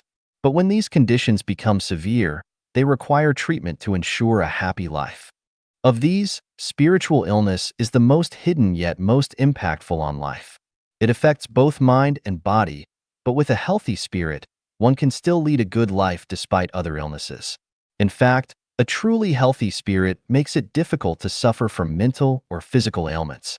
Thus, it's crucial to maintain spiritual health. Here are some indicators of spiritual illness. Blaspheming against the greatest creator, gods, Buddhas, saints, and ancestors. Idolizing power, chasing wealth, and ignoring family, friends, and laws. Being insensitive to the pain of nature and life, showing no compassion when harming or killing animals. Enjoying horror, disaster, war, and gunfight movies, lacking compassion when seeing death and bloody scenes. Lack of respect. Respecting the elderly and loving the young is not just a moral concept, but a natural human sentiment. One should be respectful to the elderly, teachers, masters, and superiors. Respect does not mean blind obedience. It is merely a display of one's education, cultivation, and refinement. Lack of awe, fearless of heaven and earth, not afraid of divine punishment or karmic retribution, acting on whims. Lack of faith, ideals, or a sense of morality, driven only by obedience and profit. Being closed-minded and conservative, discriminating against outsiders, arrogant, resentful, envious, desiring unearned gains, and hoping to get rich overnight. Spiritual illness can lead to a series of problems. Firstly, it will cause great harm to oneself, leading to a life full of obstacles and even disasters. It will cause society to be unstable and fraught with crises. Secondly, it will lead to disorder in nature, abnormal heat and cold, frequent droughts and floods, wildfires, hurricanes, insect plagues, locust plagues, and viruses. Please pay attention and explore. Those with a healthy spirit rarely get sick and have a life full of good fortune. Nations with a healthy collective spirit are peaceful, tranquil, and civilized. Conversely, if a person's life is full of obstacles, they definitely have a spiritual illness. If a nation suffers from many disasters, it is certain that the nation as a whole has a spiritual illness. Everything visible is determined by invisible factors. Spiritual illness is invisible, but it determines the difficulties in our reality and a series of annoyances, pains, and disasters. May everyone possess a healthy spirit for a heavenly future. The Ladder of Human Thinking. Xiefeng. Translation edited by Qin Yu. The essential difference between people lies in their thinking. We say Jesus is a god because his thinking aligns with that of a god's. We say Sakyamuni is Buddha because his thinking is that of a Buddha. Similarly, Muhammad founded Islam because he had the thinking of a saint. Laozi was able to write the Tao Te Ching because of his sage thinking. The reason why cows and horses are cows and horses is that their thinking has not reached the level of human thinking. If a fox could have human thinking, it could become a fox spirit. If a pine tree had the thinking of a Buddha, it could become a Buddha. An ordinary person, even if they live for 1,000 years, will remain ordinary if they do not change their conventional thinking. But if their thinking changes, they can develop towards the existence of corresponding thinking. That is to say, if a person learns from animals, over time, they will descend into an animal. If a person learns from saints and sages, over time, they will ascend to be a saint or sage. Therefore, the most important thing in life is not to find ways to possess material things, but to find ways to change thinking. Because a pig, despite having 10 pig pens and mountains of feed, is still just a pig. Similarly, a person, despite having 10 villas and billions of dollars in the bank, is still just a person. No matter how majestic a horse is, no matter how many female dogs a dog has, no matter how many mountains a tiger can dominate, even if a fish occupies the entire reservoir, there are few people who want to become a horse, a dog, a tiger, a fish. Why? Because animals are inferior to humans. Similarly, even if a worldly person has a wealth of treasures, a group of wives and concubines, and a prominent position, gods, Buddhas, and celestials would never want to become a worldly person. Flies find dog feces very sweet, but bees disdain it. Phoenixes would rather die than nest in eagle nests. We judge where a person comes from and where they are going based on their state of thinking. If a person's thinking throughout their life is similar to that of an animal, then it can be completely determined that he will be reincarnated as an animal after death.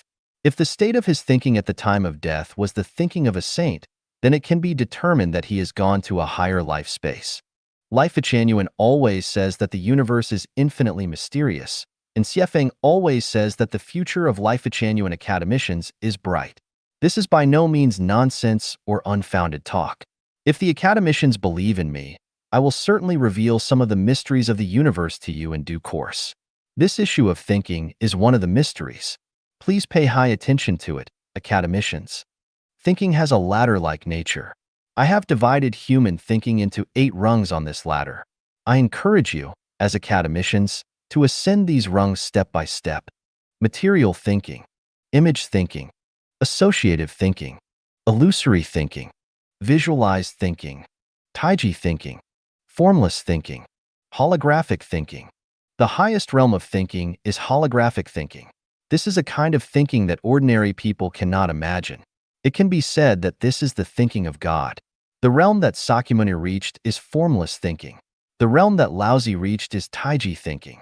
The thinking that Muhammad reached is visualized thinking. The thinking that Zhuge Liang and others reached is illusory thinking. The thinking that Einstein and others achieved is associative thinking. The realm that artists like Beethoven reached is image thinking. The thinking of the general public is material thinking. Some prophets, witches, magicians, astrologers, fortune tellers, eccentrics, etc., have illusory thinking. My requirement for academicians is to abandon the first four kinds of thinking and directly enter visualized thinking. The term visualized thinking originally came from Tianhe Celestial. I hope he will explain it to us in the future. The thinking I have is holographic thinking. The origin of the universe, the origin of life, the origin of mankind, the origin and characteristics of the greatest creator, the 36 dimensions of space, etc., are the results of my being in a state of holographic thinking. Visualized thinking is mentioned in my self-cultivation articles. I hope Tianhe Celestial will not hesitate to teach. I once praised Taiji Celestial for having Taiji thinking, but that is just a spark of spirituality in Taiji Celestial, a drop in the ocean. I hope Taiji Celestial will focus on Taiji thinking, first thoroughly understand the Tao Te Ching, and gradually gain a deeper understanding. If you have any questions, I will guide you. Formless thinking is Buddha's thinking. It can be said that if you reach the realm of formless thinking, you can become a Buddha. This is beyond doubt. I hope that Foshan Celestial will thoroughly understand the Diamond Sutra. Other academicians can cross-practice. If you don't understand, feel free to ask, and we will communicate. I hope that the academicians of Life Genuine will eventually reach the realm of formless thinking. This is the only way to go to the Celestial Islands continent. Improve emotional intelligence by playing one's role well. Xiefeng. August 16, 2019. Translated by Qinyu and edited by Care. Emotional intelligence refers to a person's ability to control their emotions in dealing with society, nature, and others, as well as having the courage to overcome their difficulties. Even with a high SQ, spiritual quotient, and IQ, intelligence quotient, if one's EQ, emotional quotient, is low, they will be frustrated everywhere in their work and life and will feel like a big fish in a small pond. Even if they achieve great success in their chosen field, they will not be happy and distress will follow them everywhere. Feelings of isolation and loneliness are actually signs of low EQs because those with high EQs never feel that way. Improving one's EQ is tantamount to improving one's happiness index, which is tantamount to broadening one's own path and range of happiness, joy, freedom, and blessing. There are many ways to improve one's EQ. I will only talk about one way, that is, to play your role well. How does one play their role well? Let us examine my own practice as an example to consider.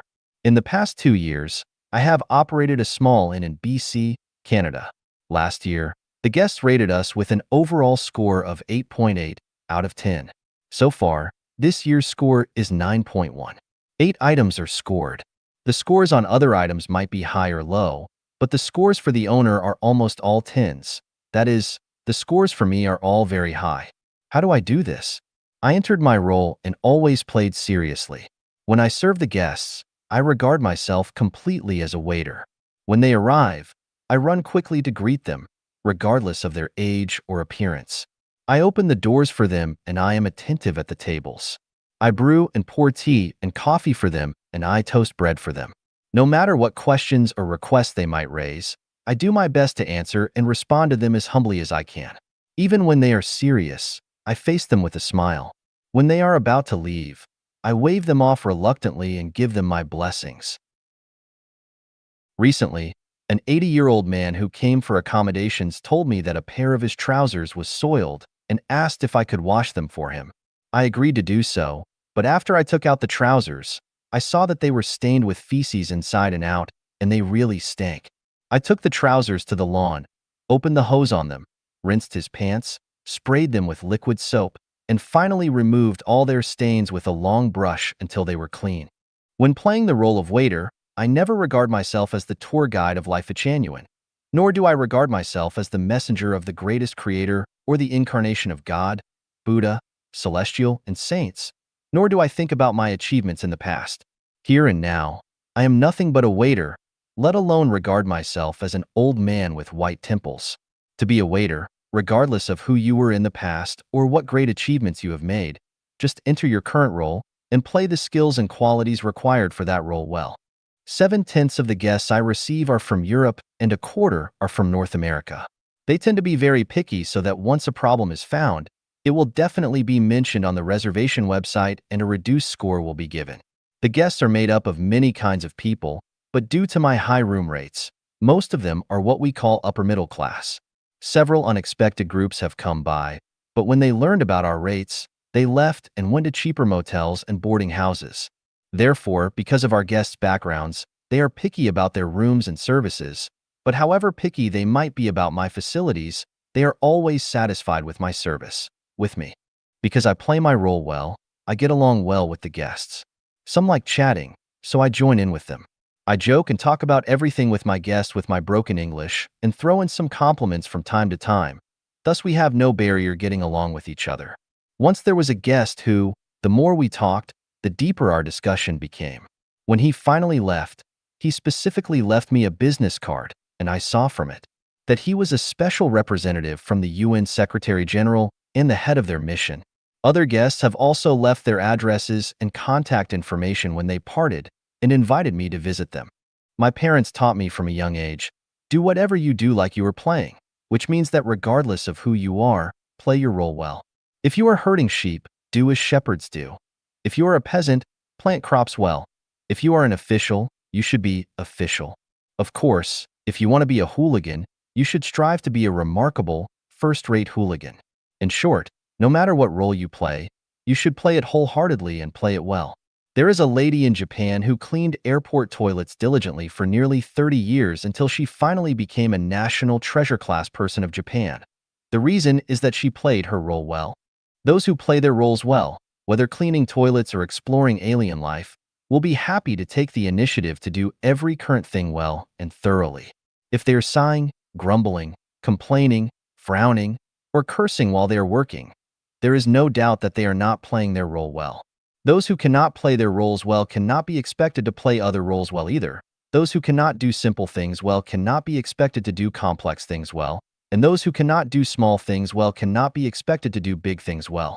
Those who cannot play their parts well will have inharmonious relationships with the people around them. First of all, their immediate bosses will definitely not like them and will kick them out at their first opportunity. Secondly, their colleagues will not like them and will be unwilling to interact and work with them. This is a manifestation of low EQ. Even if we have the ability to poke holes in the sky, if our trajectory of life places us in the role of cleaning out cesspools, then we must not resent its being smelly and dirty, but dig out the dung happily, every day. Do not feel that your talents are unrecognized. Do not blame the greatest creator for being unjust. And do not blame the world for there being no wise person to discover that you are a swift horse. The best way to have a bright future is to play your current role well. In this way, your EQ will increase gradually but definitely. Absolutely beautiful things can only be enjoyed by absolutely beautiful lives. If you want to obtain something you desire, the most reliable way is to match your abilities with your qualities. If they are matched, it will come. If they are not matched, you can only sigh. 埋怨抱怨是杀亲杀情杀爱利器. Grumbling and complaining are weapons that kill kinship, affection, and love.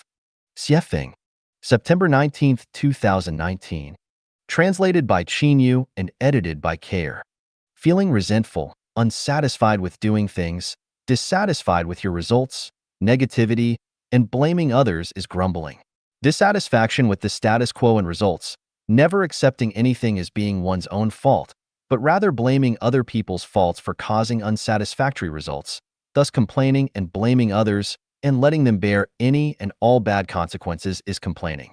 Once you feel resentment in your heart, you will feel that the world is unfair, that everyone owes you, and that you have paid but not received fairly, which makes you unhappy, angry, and wanting to lash out in passive, negative, and pessimistic language, emotions, postures, movements, and the like are grumbling and complaining. The consequences of grumbling and complaining are very serious. To your parents, they can result in your losing their love for you. To your children, they can cause you to lose their filial piety. To your spouse, they can lead to divorce. To siblings, they can cause your relationships with them to break down. To friends, they can cause your loss of friendship with them, even turning it into enmity. To the ancestor of Buddha, the greatest creator, they can cause you to lose your spirituality. To gods, Buddha, celestials, and saints, they can send you into darkness. To superiors and bosses, they can get you demoted or fired from your job. To your colleagues, they can cause you to lose their help when you need it. To society, they can drive you to despair. To spirits, they can lead you to disasters. Therefore, grumbling and complaining are weapons that kill kinship, affection, and love. Besides, they will make oneself toxic and lose their spiritual light, will bury hidden dangers and disasters along one's way forward, will make one lose their demeanor, temperament, morality, beauty, will create countless obstacles and thorns to oneself, and will put one into vicious circles of negativity, passivity, and pessimism which will get worse with time until one's bright future gets destroyed. Grumbling and complaining are very harmful, and they do nobody any good. An ambitious, emotional, and caring person is not afraid of difficulties, hardships, suffering, hard work, facing desperation, or bearing heavy burdens. But they are always afraid of being grumbled and complained at by the people who are closest to them, especially by their relatives and friends. Once they are exposed to these negative individuals, they will gradually lose their confidence and courage, become frustrated, dispirited, lose patience and love. Their soft tempers will gradually become irritable, and they will gradually lose their reasonability. Therefore, grumbling and complaining are crimes. They spoil good atmospheres, bring waves to calm waters, and destroy all good things. Let me give some examples of grumbling and complaining. My parents didn't give me a conducive environment for my growth. Kid, why do you disappoint me so? Heaven is unfair to me. Were it not for you and this family, I would live much better than I do. If there really were a greatest creator, there would not be such cruelty in this world. The reason I was fired was not because I was incapable, but because my boss was short-sighted and failed to recognize my talent. I am sad because the place into which I have poured all of my body and soul offer me no warmth or solace. There is no true love or affection in this world. My mother's door is the only one that is always open for me. Were it not for you, I would not have become so wretched. Were it not for you, I would not have become as evil as I am. Those are some examples of grumbling and complaining. All stylites should rid themselves of their emotions and psychology of believing those ways. Once you stop it and replace those attitudes with affirmations and praises, then all good things will come your way, the rough wind and rain will gradually cease, and the bright sun will shine on the road in front of you. How does one get rid of grumbling and complaining? Remember this Chanyuan value. The world is faultless. All faults lie within us. When you believe that you are treated unfairly, are suffering, overworked, having to overendure, are abandoned by others, are suppressed, or feel unhappy or desperate, remember that none of these things are caused by the injustice of the ancestor of Buddha, the greatest creator, the inaction of gods, Buddha, celestials, or saints, the injustice of society, too many bad people in the world, or that others are misunderstanding you. The root of the problem is definitely not in the outside world, but in you, yourself. To understand the deeper meaning of this value, please read the relevant expositions of this in Chanyuan Corpus and Xiefeng Corpus. 给大家讲几个关于幸福的故事. A Few Tales of Happiness. Xiefeng. January 9th, 2020. Translated by Qinyu and edited by Care. It was a summer day in 1979 when I took advantage of my summer vacation to return from Zhangjiakou to my hometown. While on a ferry in the Lujiaxia Reservoir area, I recognized a familiar middle-aged villager from Dazai village. I had been a village official in a group of nearby villages for 3 years and had earned a good reputation in the hearts of the villagers, so the two of us started talking and I asked him about how his village had come along since I left. A few of his words are still fresh in my mind even now. He said, Things are fine now. We have plenty of food to eat. And if we farmers continue to have enough food for the rest of our lives, then it will be a great blessing. Happiness is so simple. As long as you have enough to eat, you can be happy. It was a winter day in 1981 when Huang and I rode a train from Zhochuan back to our hometown to visit relatives in Linxia. There was no bullet train back then, so we rode on a slow, traditional train which stopped at every small station between Zhochuan and Lanzhou. It seemed to have stopped more than 50 times. As the Spring Festival was approaching, the train would be very crowded, and since it had come from Xinjiang, it was already very crowded when we boarded it. Even the aisles were full. When we got on the train, it was almost impossible for us to move forward, so we just stood still for 20 long hours. I clearly remember how I just wanted to lie down.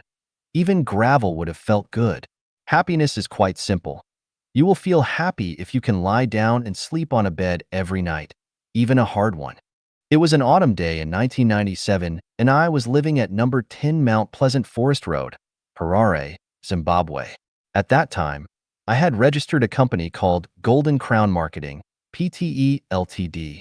I had opened 2 stores 50 kilometers from my home, had traveled between the stores and my residence every day, and was constantly busy from dawn to dusk. I remember telling Huang that people are very happy when they have something to do with their lives, no matter how tired and exhausted it makes them. Therefore, happiness is actually very simple. You will be happy as long as you have something to keep you busy.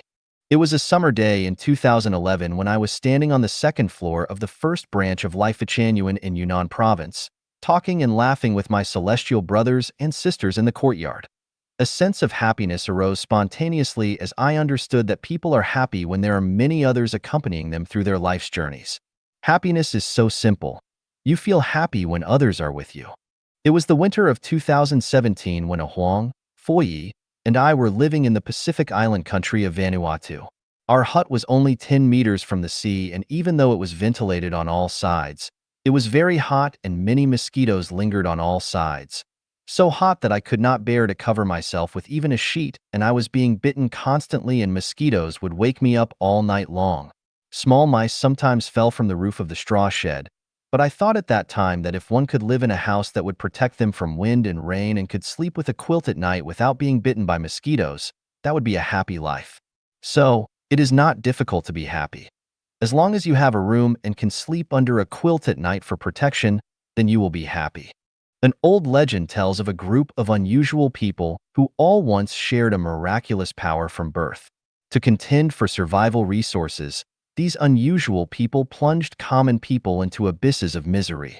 Eventually, Empress Nuwa drove them into the netherworld. The worst thing about that place was its lack of water. No rivers, no springs, no lakes, and very little rainfall. Those unusual people had to endure thirst for thousands of years.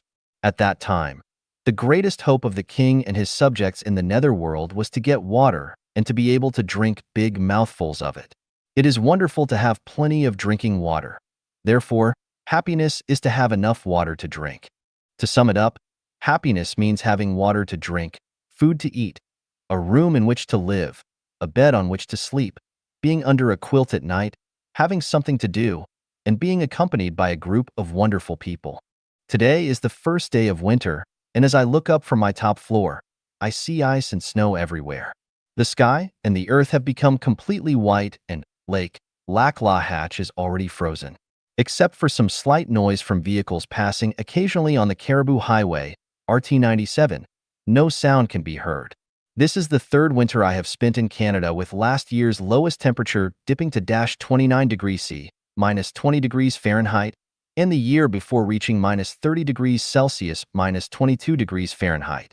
The British Columbia weather forecast shows that this Sunday, January 12, 2020, our highest temperature will be -26 degrees Celsius, -15 degrees Fahrenheit, and our lowest temperature will be -35 degrees Celsius, -31 degrees Fahrenheit. But I am very happy because I always have water to drink, food to eat, a room to live in with a bed to sleep on, a quilt to sleep under every night, something to stay busy with every day. And although I cannot be with my brothers and sisters physically, we accompany each other mentally and spiritually in the virtual world of cyberspace. I am the happiest person in the world. Have you found your happiness? 面对瘟神008疫情，每日祈祷心经 Daily Prayer Against Plague God 008 Xiefeng January 26, 2020 Translated by Treasure and edited by Care. Heaven knows me. All gods understand me. Heaven and earth watch my actions. Though the plague god emerges, I remain at peace. Natural laws show the justice of clear rewards and punishments. Whether I receive blessings or disasters is up to the gods, with no fear for my merits or faults. Neither complaining nor hating, as all result from karma. Even the sun and moon must run along their trajectories. I pray for the greatest Creator's forgiveness. I repent all my faults sincerely and no more wrongdoings. Surely, I will follow you if I can pass through this trial. No more destroying living beings or craving worldly delights. I will treat as I expect to be treated and protect all life. I feel the pain of other beings and revere life. No longer losing my temper, but treating everyone with kindness. Far from anger, taking all things as they are, and following my destiny. Always dealing kindly with predestined relationships, releasing all karma, and defusing all resentment. Neither fighting nor robbing, I will believe in the justice of Tao. Neither stealing nor swindling, I will be frank and righteous. Not involving with illicit sexual relations, I will shield my mind and body with kindness and goodness. I will never have an ego, never bully or control the weak, nor gain extra advantage. I will be just and abide by laws without any desire for that which is not mine. I will never produce impure or poisonous things. I will keep my mind clear and bright and be faithful to my words at all times. I will never gather movable property, but keep my mind clean.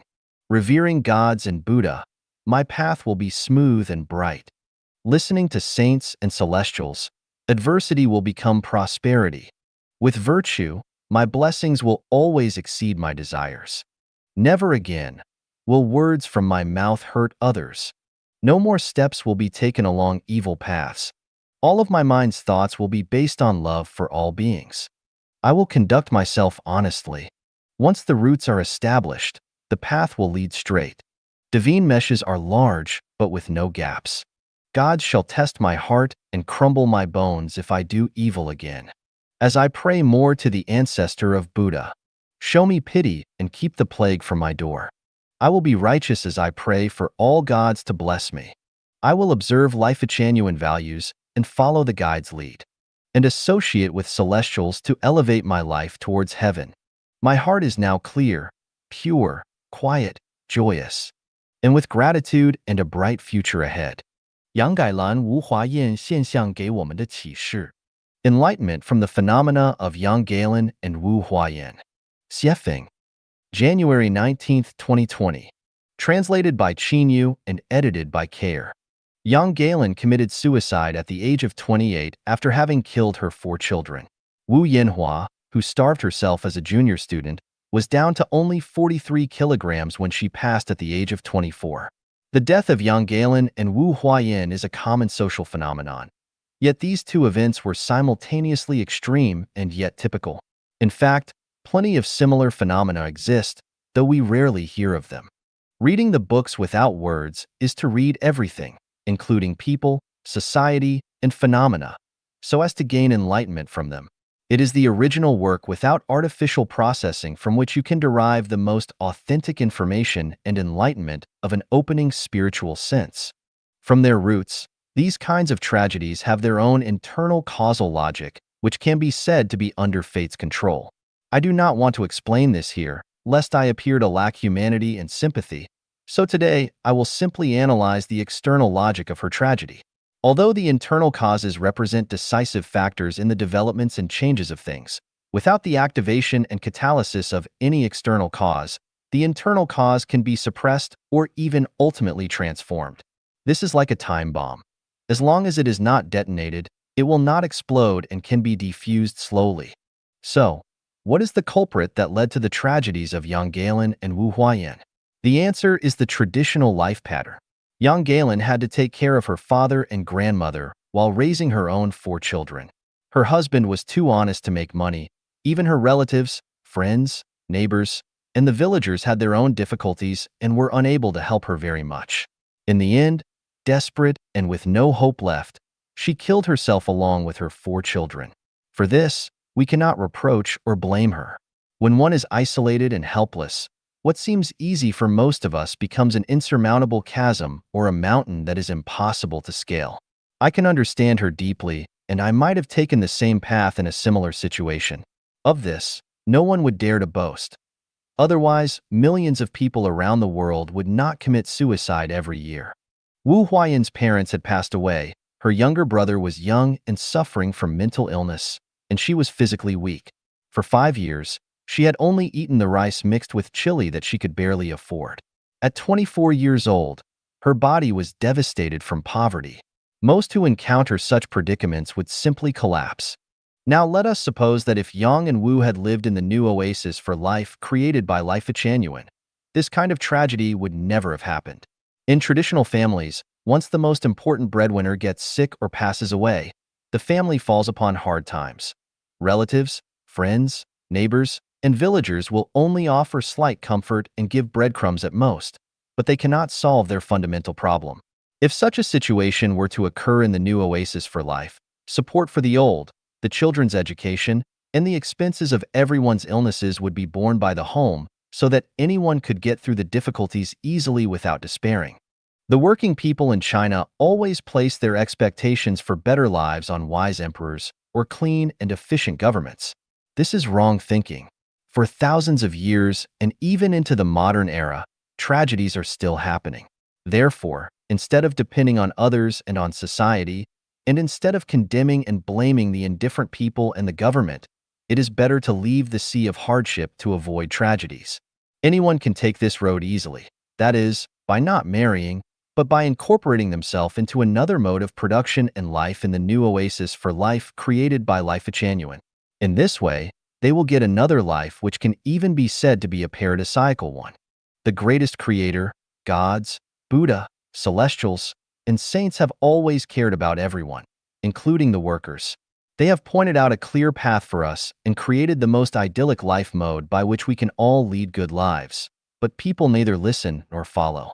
This is not because the greatest creator, gods, Buddha, celestials, and saints are merciless, but is because we deserve it. We blame neither them nor society or others. If we want to blame anyone, then we must blame ourselves. We all have our own selfish calculations, and our selfishness decides everything. 如何处理理想和现实之间的矛盾? Resolving the contradictions between reality and the ideal. Xiefeng, December 20th, 2019. Translated by Qin Yu and edited by Kair. The reason why I have great trouble is that I have a body.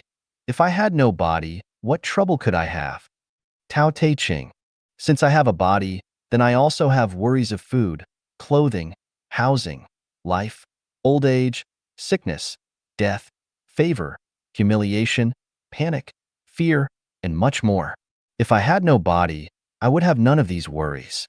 Since ancient times, from the east to the west, from urban to rural areas, domestic violence has always occurred.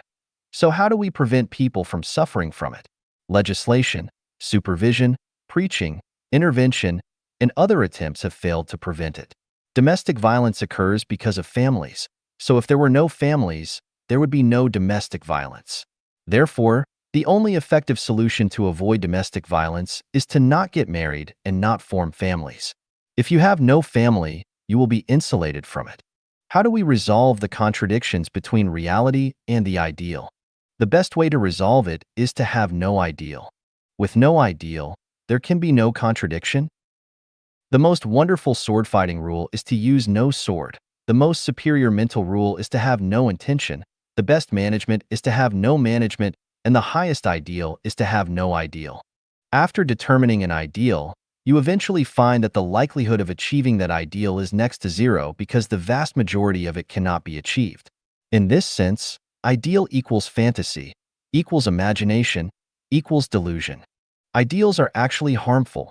Liu Shaoqi, Lin Biao, Peng Dehuai, and many others' lives did not end well because they were too idealistic. They should have followed the life principle of saints hold the one as the world style. At that time, Mao Zedong was the leader, and they would have moved along smoothly if they had respected him as such, but because of their ideals, they lost everything. There are countless examples of this throughout history. Many prime ministers had great power in their hands, but became overly ambitious and ended up having their whole families executed. There was a college graduate who enjoyed a white-collar job in a big city with a monthly salary of more than 5,000 yuan. One day, he got an idea to buy a nearly 200 square meters house in the city center which cost nearly 3 million yuan with a 900,000 yuan down payment, but he only had 100,000 yuan in his bank account after working for 3 years. How could he buy this ideal house? He borrowed money from everywhere. First, he used the entire 500,000 yuan which his parents had accumulated over their lifetime, and then he borrowed 300,000 yuan from other relatives, friends, and neighbors. After he took a loan of 2.1 million yuan from a bank, he finally bought the house. How did he live afterwards? In order to repay his debts and the loan to the bank, he had to quit his job. How could he earn enough money to pay off his debt and bank loan by working for others? He could not, so he opened his own business. He built a workshop in the suburbs and began blending Wuliangye wine with water and raw chemical materials. He operated his business with a bad conscience. 3 years later, he had paid off all his debts and had his house renovated. Thinking that he should no longer do anything against his conscience, he went to work for a foreign-owned enterprise and became a small supervisor with a monthly salary of more than 15,000 yuan. This gave him enough money to pay the bank every month and support himself well. 2 years later, the price of houses dropped dramatically and his went from the 3 million yuan that he had paid for it, down to just 1 million yuan. Embezzlement at his company was blamed on him, and he was dismissed. With no income, he still owed the bank more than 10,000 yuan each month. He had no choice but to sell his now devalued house. After paying the full value of his house to the bank, he still owed them more than 400,000 yuan. After losing his parents' lifetime savings and all these many years of struggling, his house was gone and he was still strapped with a huge debt. This is what ideals do. If anyone is interested in visiting a prison to interview the inmates and record statistics, I estimate that half of the inmates landed there by their own extravagant ideals. People are most likely to develop great ideals when they are young and good ones when they are middle-aged. They will only see the remoteness of their ideals when they have reached my age. All my life, many beautiful things have come to me accidentally. In Zimbabwe, Africa, I ran a club, a bar, a fast food restaurant, and 4 shops. I also rented a dance hall, a restaurant, and a hair salon. All these ventures were beyond my expectations, but none are within my current range of ideals. I run a small hotel in BC, Canada, and serve guests from Europe, the United States, Australia, Canada, and other countries. The business is pretty good, but I never planned on this as my ideal. Were I asked to leave some advice for future generations, I would implore them to not have ideals. As long as you have none, you will face no contradictions between ideals and reality. If there are no contradictions, you can live a leisurely fairy life. How does one live without ideals? The answer is this: once roots are established, the way will grow therefrom. Cultivate morality, perfect your soul garden, learn and accumulate knowledge constantly, comply with the way of nature, be content with the ordinary, do not contend with others, do what you do every day and do it well, accumulate more blessings, consume fewer blessings, avoid taking the risks of doing things that violate the law, disciplines, and things that corrupt one's conscience. Then leave everything to the management and arrangement of Tao.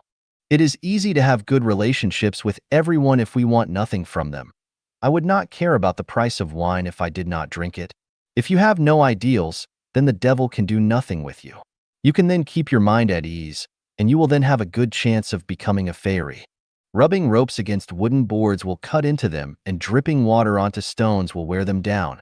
So pursuers of Tao should exert their efforts consistently. Channels form when water flows and melons' pedicles fall when their fruits ripen. So people attain Tao naturally when their time is ready.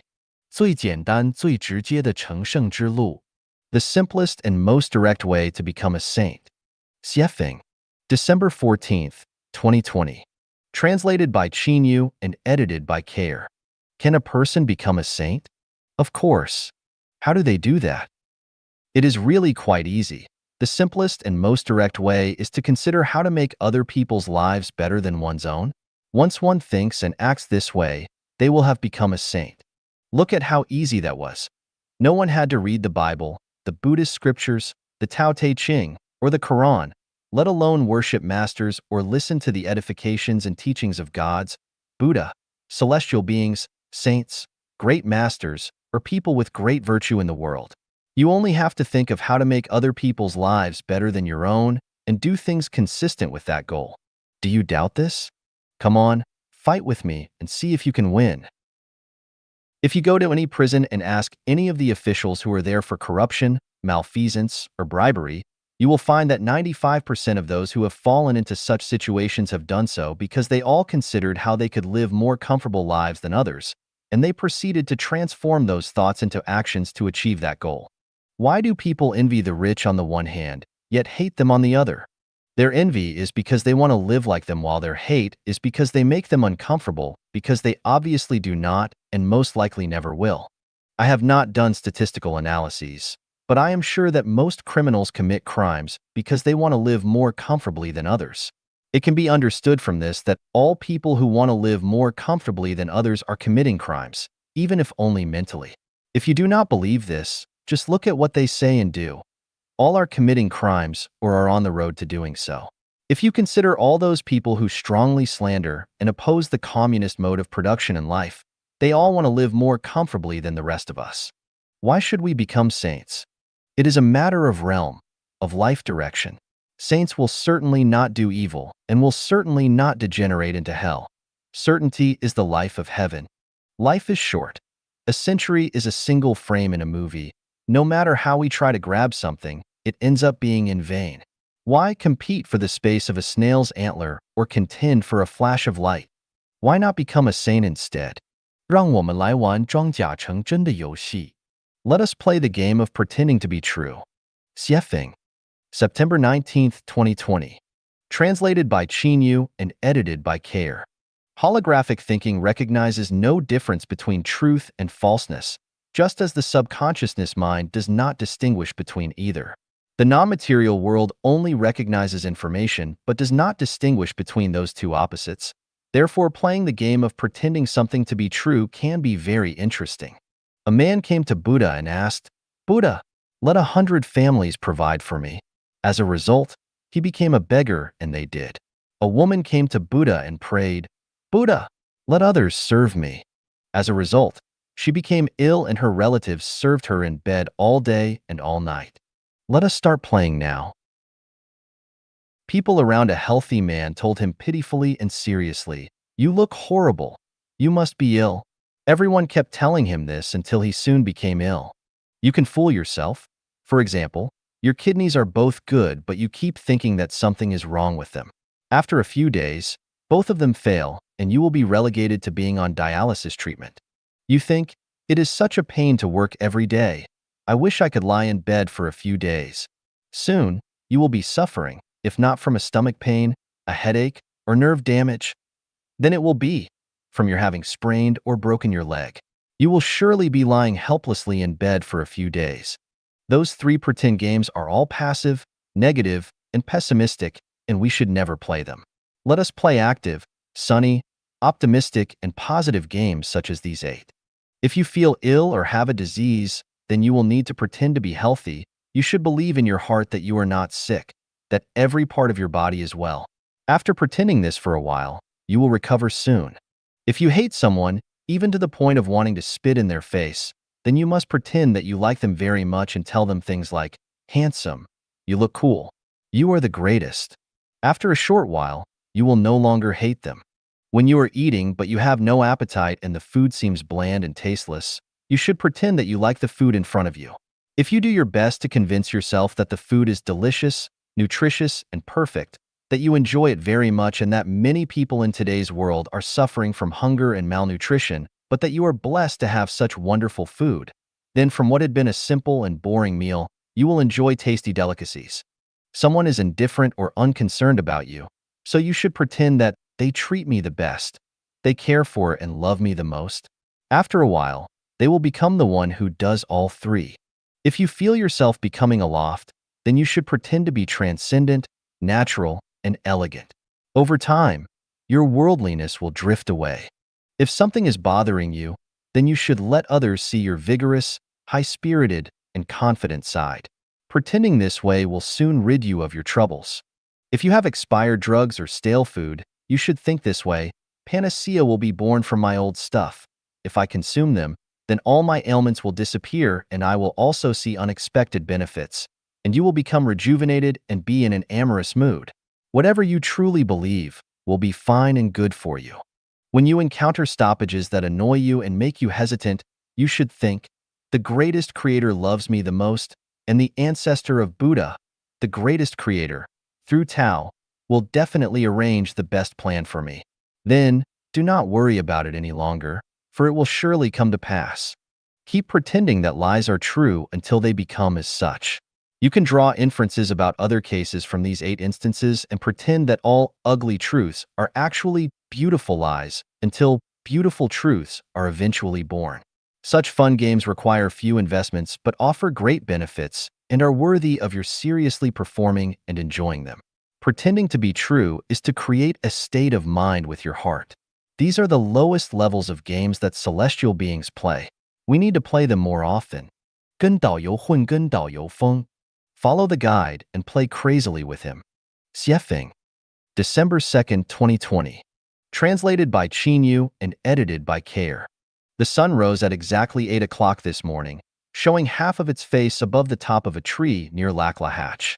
It turned dark at 4:30 p.m., and by 5 o'clock, I had lit all the lights both in the corridor and outside. Near the summer solstice, dawn breaks at 4 in the morning, and it does not get dark until 11 at night. During our summers, days last 19 hours but nights are only 5 hours long. But in winter, days are only 9 hours long while nights last a full 15 hours. So, how much daylight and nighttime have I experienced throughout the year? The answer is that the total lengths of days and nights are exactly the same as anywhere else in the world. This revelation tells us that the greatest creator gives equal blessings to everyone. Here is the big question though. Why do some people seem to have more blessings, while others have fewer? The blessings from the greatest creator are constant. I compare them to these 100 yuan. A dying father gave each of his 6 children a pre-inflated 100 yuan legacy on his deathbed. The first one invested the inheritance in stocks and now has more fortune.